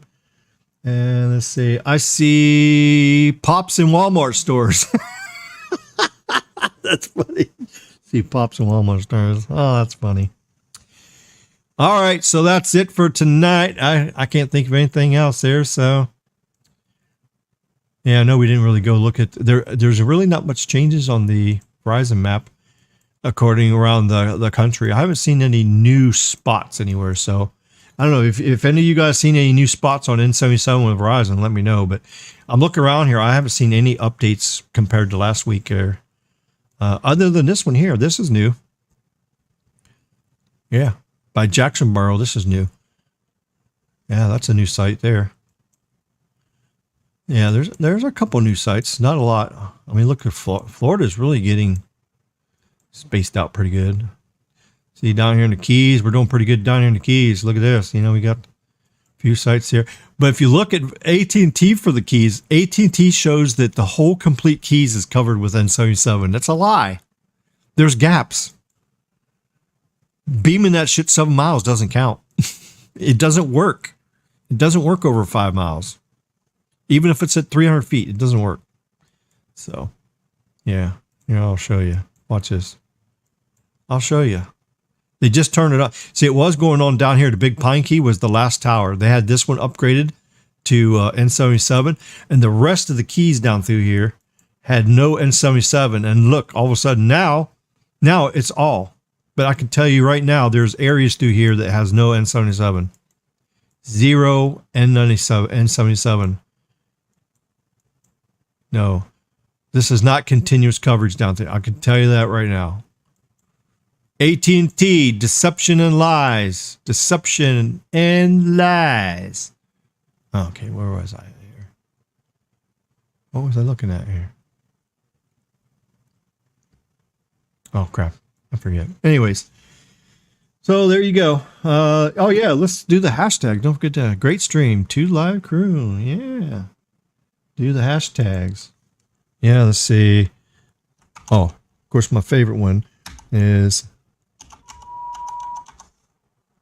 Uh-oh.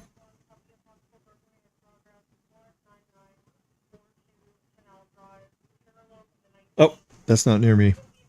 Burglary in progress. Somebody's in their house. They broke in the door and they're in their house. That's not good. That's why you got to have a pew-pew. Yeah, that's why I teach personal protection classes. For that reason. Let's see. There's a good hashtag. What's the other one here? Let's see. FATTN77. There you go. AT&T and 77. Oh, yeah.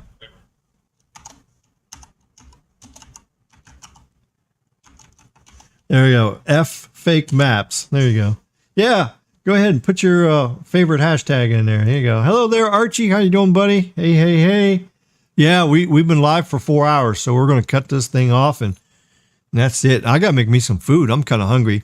And then, of course, I got to go to sleep early tonight, so I'm not staying up all night, so I got to go to sleep early. Oh, I got to sneeze.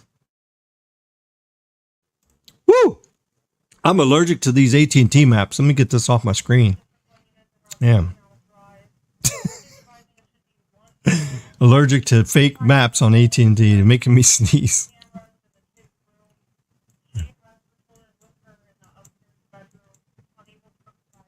Ooh, she's upstairs. She's got her pew-pew with her. Uh-oh. This person just broke in her house. They better watch out because they're going to get pew-pew. That's one thing you got to worry about, breaking in people's houses. So there you go. Archie said, are you going to CES? Yes, I am. I am flying to Vegas on January 3rd, and I return on January 11th. So I'll definitely be out there. I'll be doing live streams, showing you guys stuff. So make sure that you guys let me know on Twitter or comments on here. Yeah, you can put your comments here on this live stream right here. Just put your comments in there. You know, I'm even going to do some poll questions too. I'm going to put up as like, see what equipment you guys, or what things at CES you guys want to see on a live stream. So of course, phones, I'm sure everybody's going to want to see an S23 Ultra on the live stream, and all the other new tech like cell phone boosters. Probably going to do a live stream next week on cell phone boosters. I think Carlos is going to do some live testing with cell phone boosters, and we're going to talk about it. So there's a big interest for that since we got a lot of rural areas in the country. So we'll probably do that next week, next Wednesday, I think. Depends on what happens, what my schedule is. Either Tuesday or Wednesday is my day off, so we'll do it sometime next week. So let's see. I'll be with Pete if you want to meet. Oh, you're going to be with Pete. Okay. Well, I think Pete is staying in the same house. I think there's 4 of us that's got a vacation rental we're staying in. So I think Pete's there. So yeah, I'll definitely see you there. So it'll be good to see you. Very good. Yeah, it's going to be really interesting this year at Vegas because we're going to have, a lot of the channel viewers is actually going to be there and stuff. So it's going to be really cool. Very, very cool. All right. So we hit 4 hours there. So everybody, thanks for tuning in. And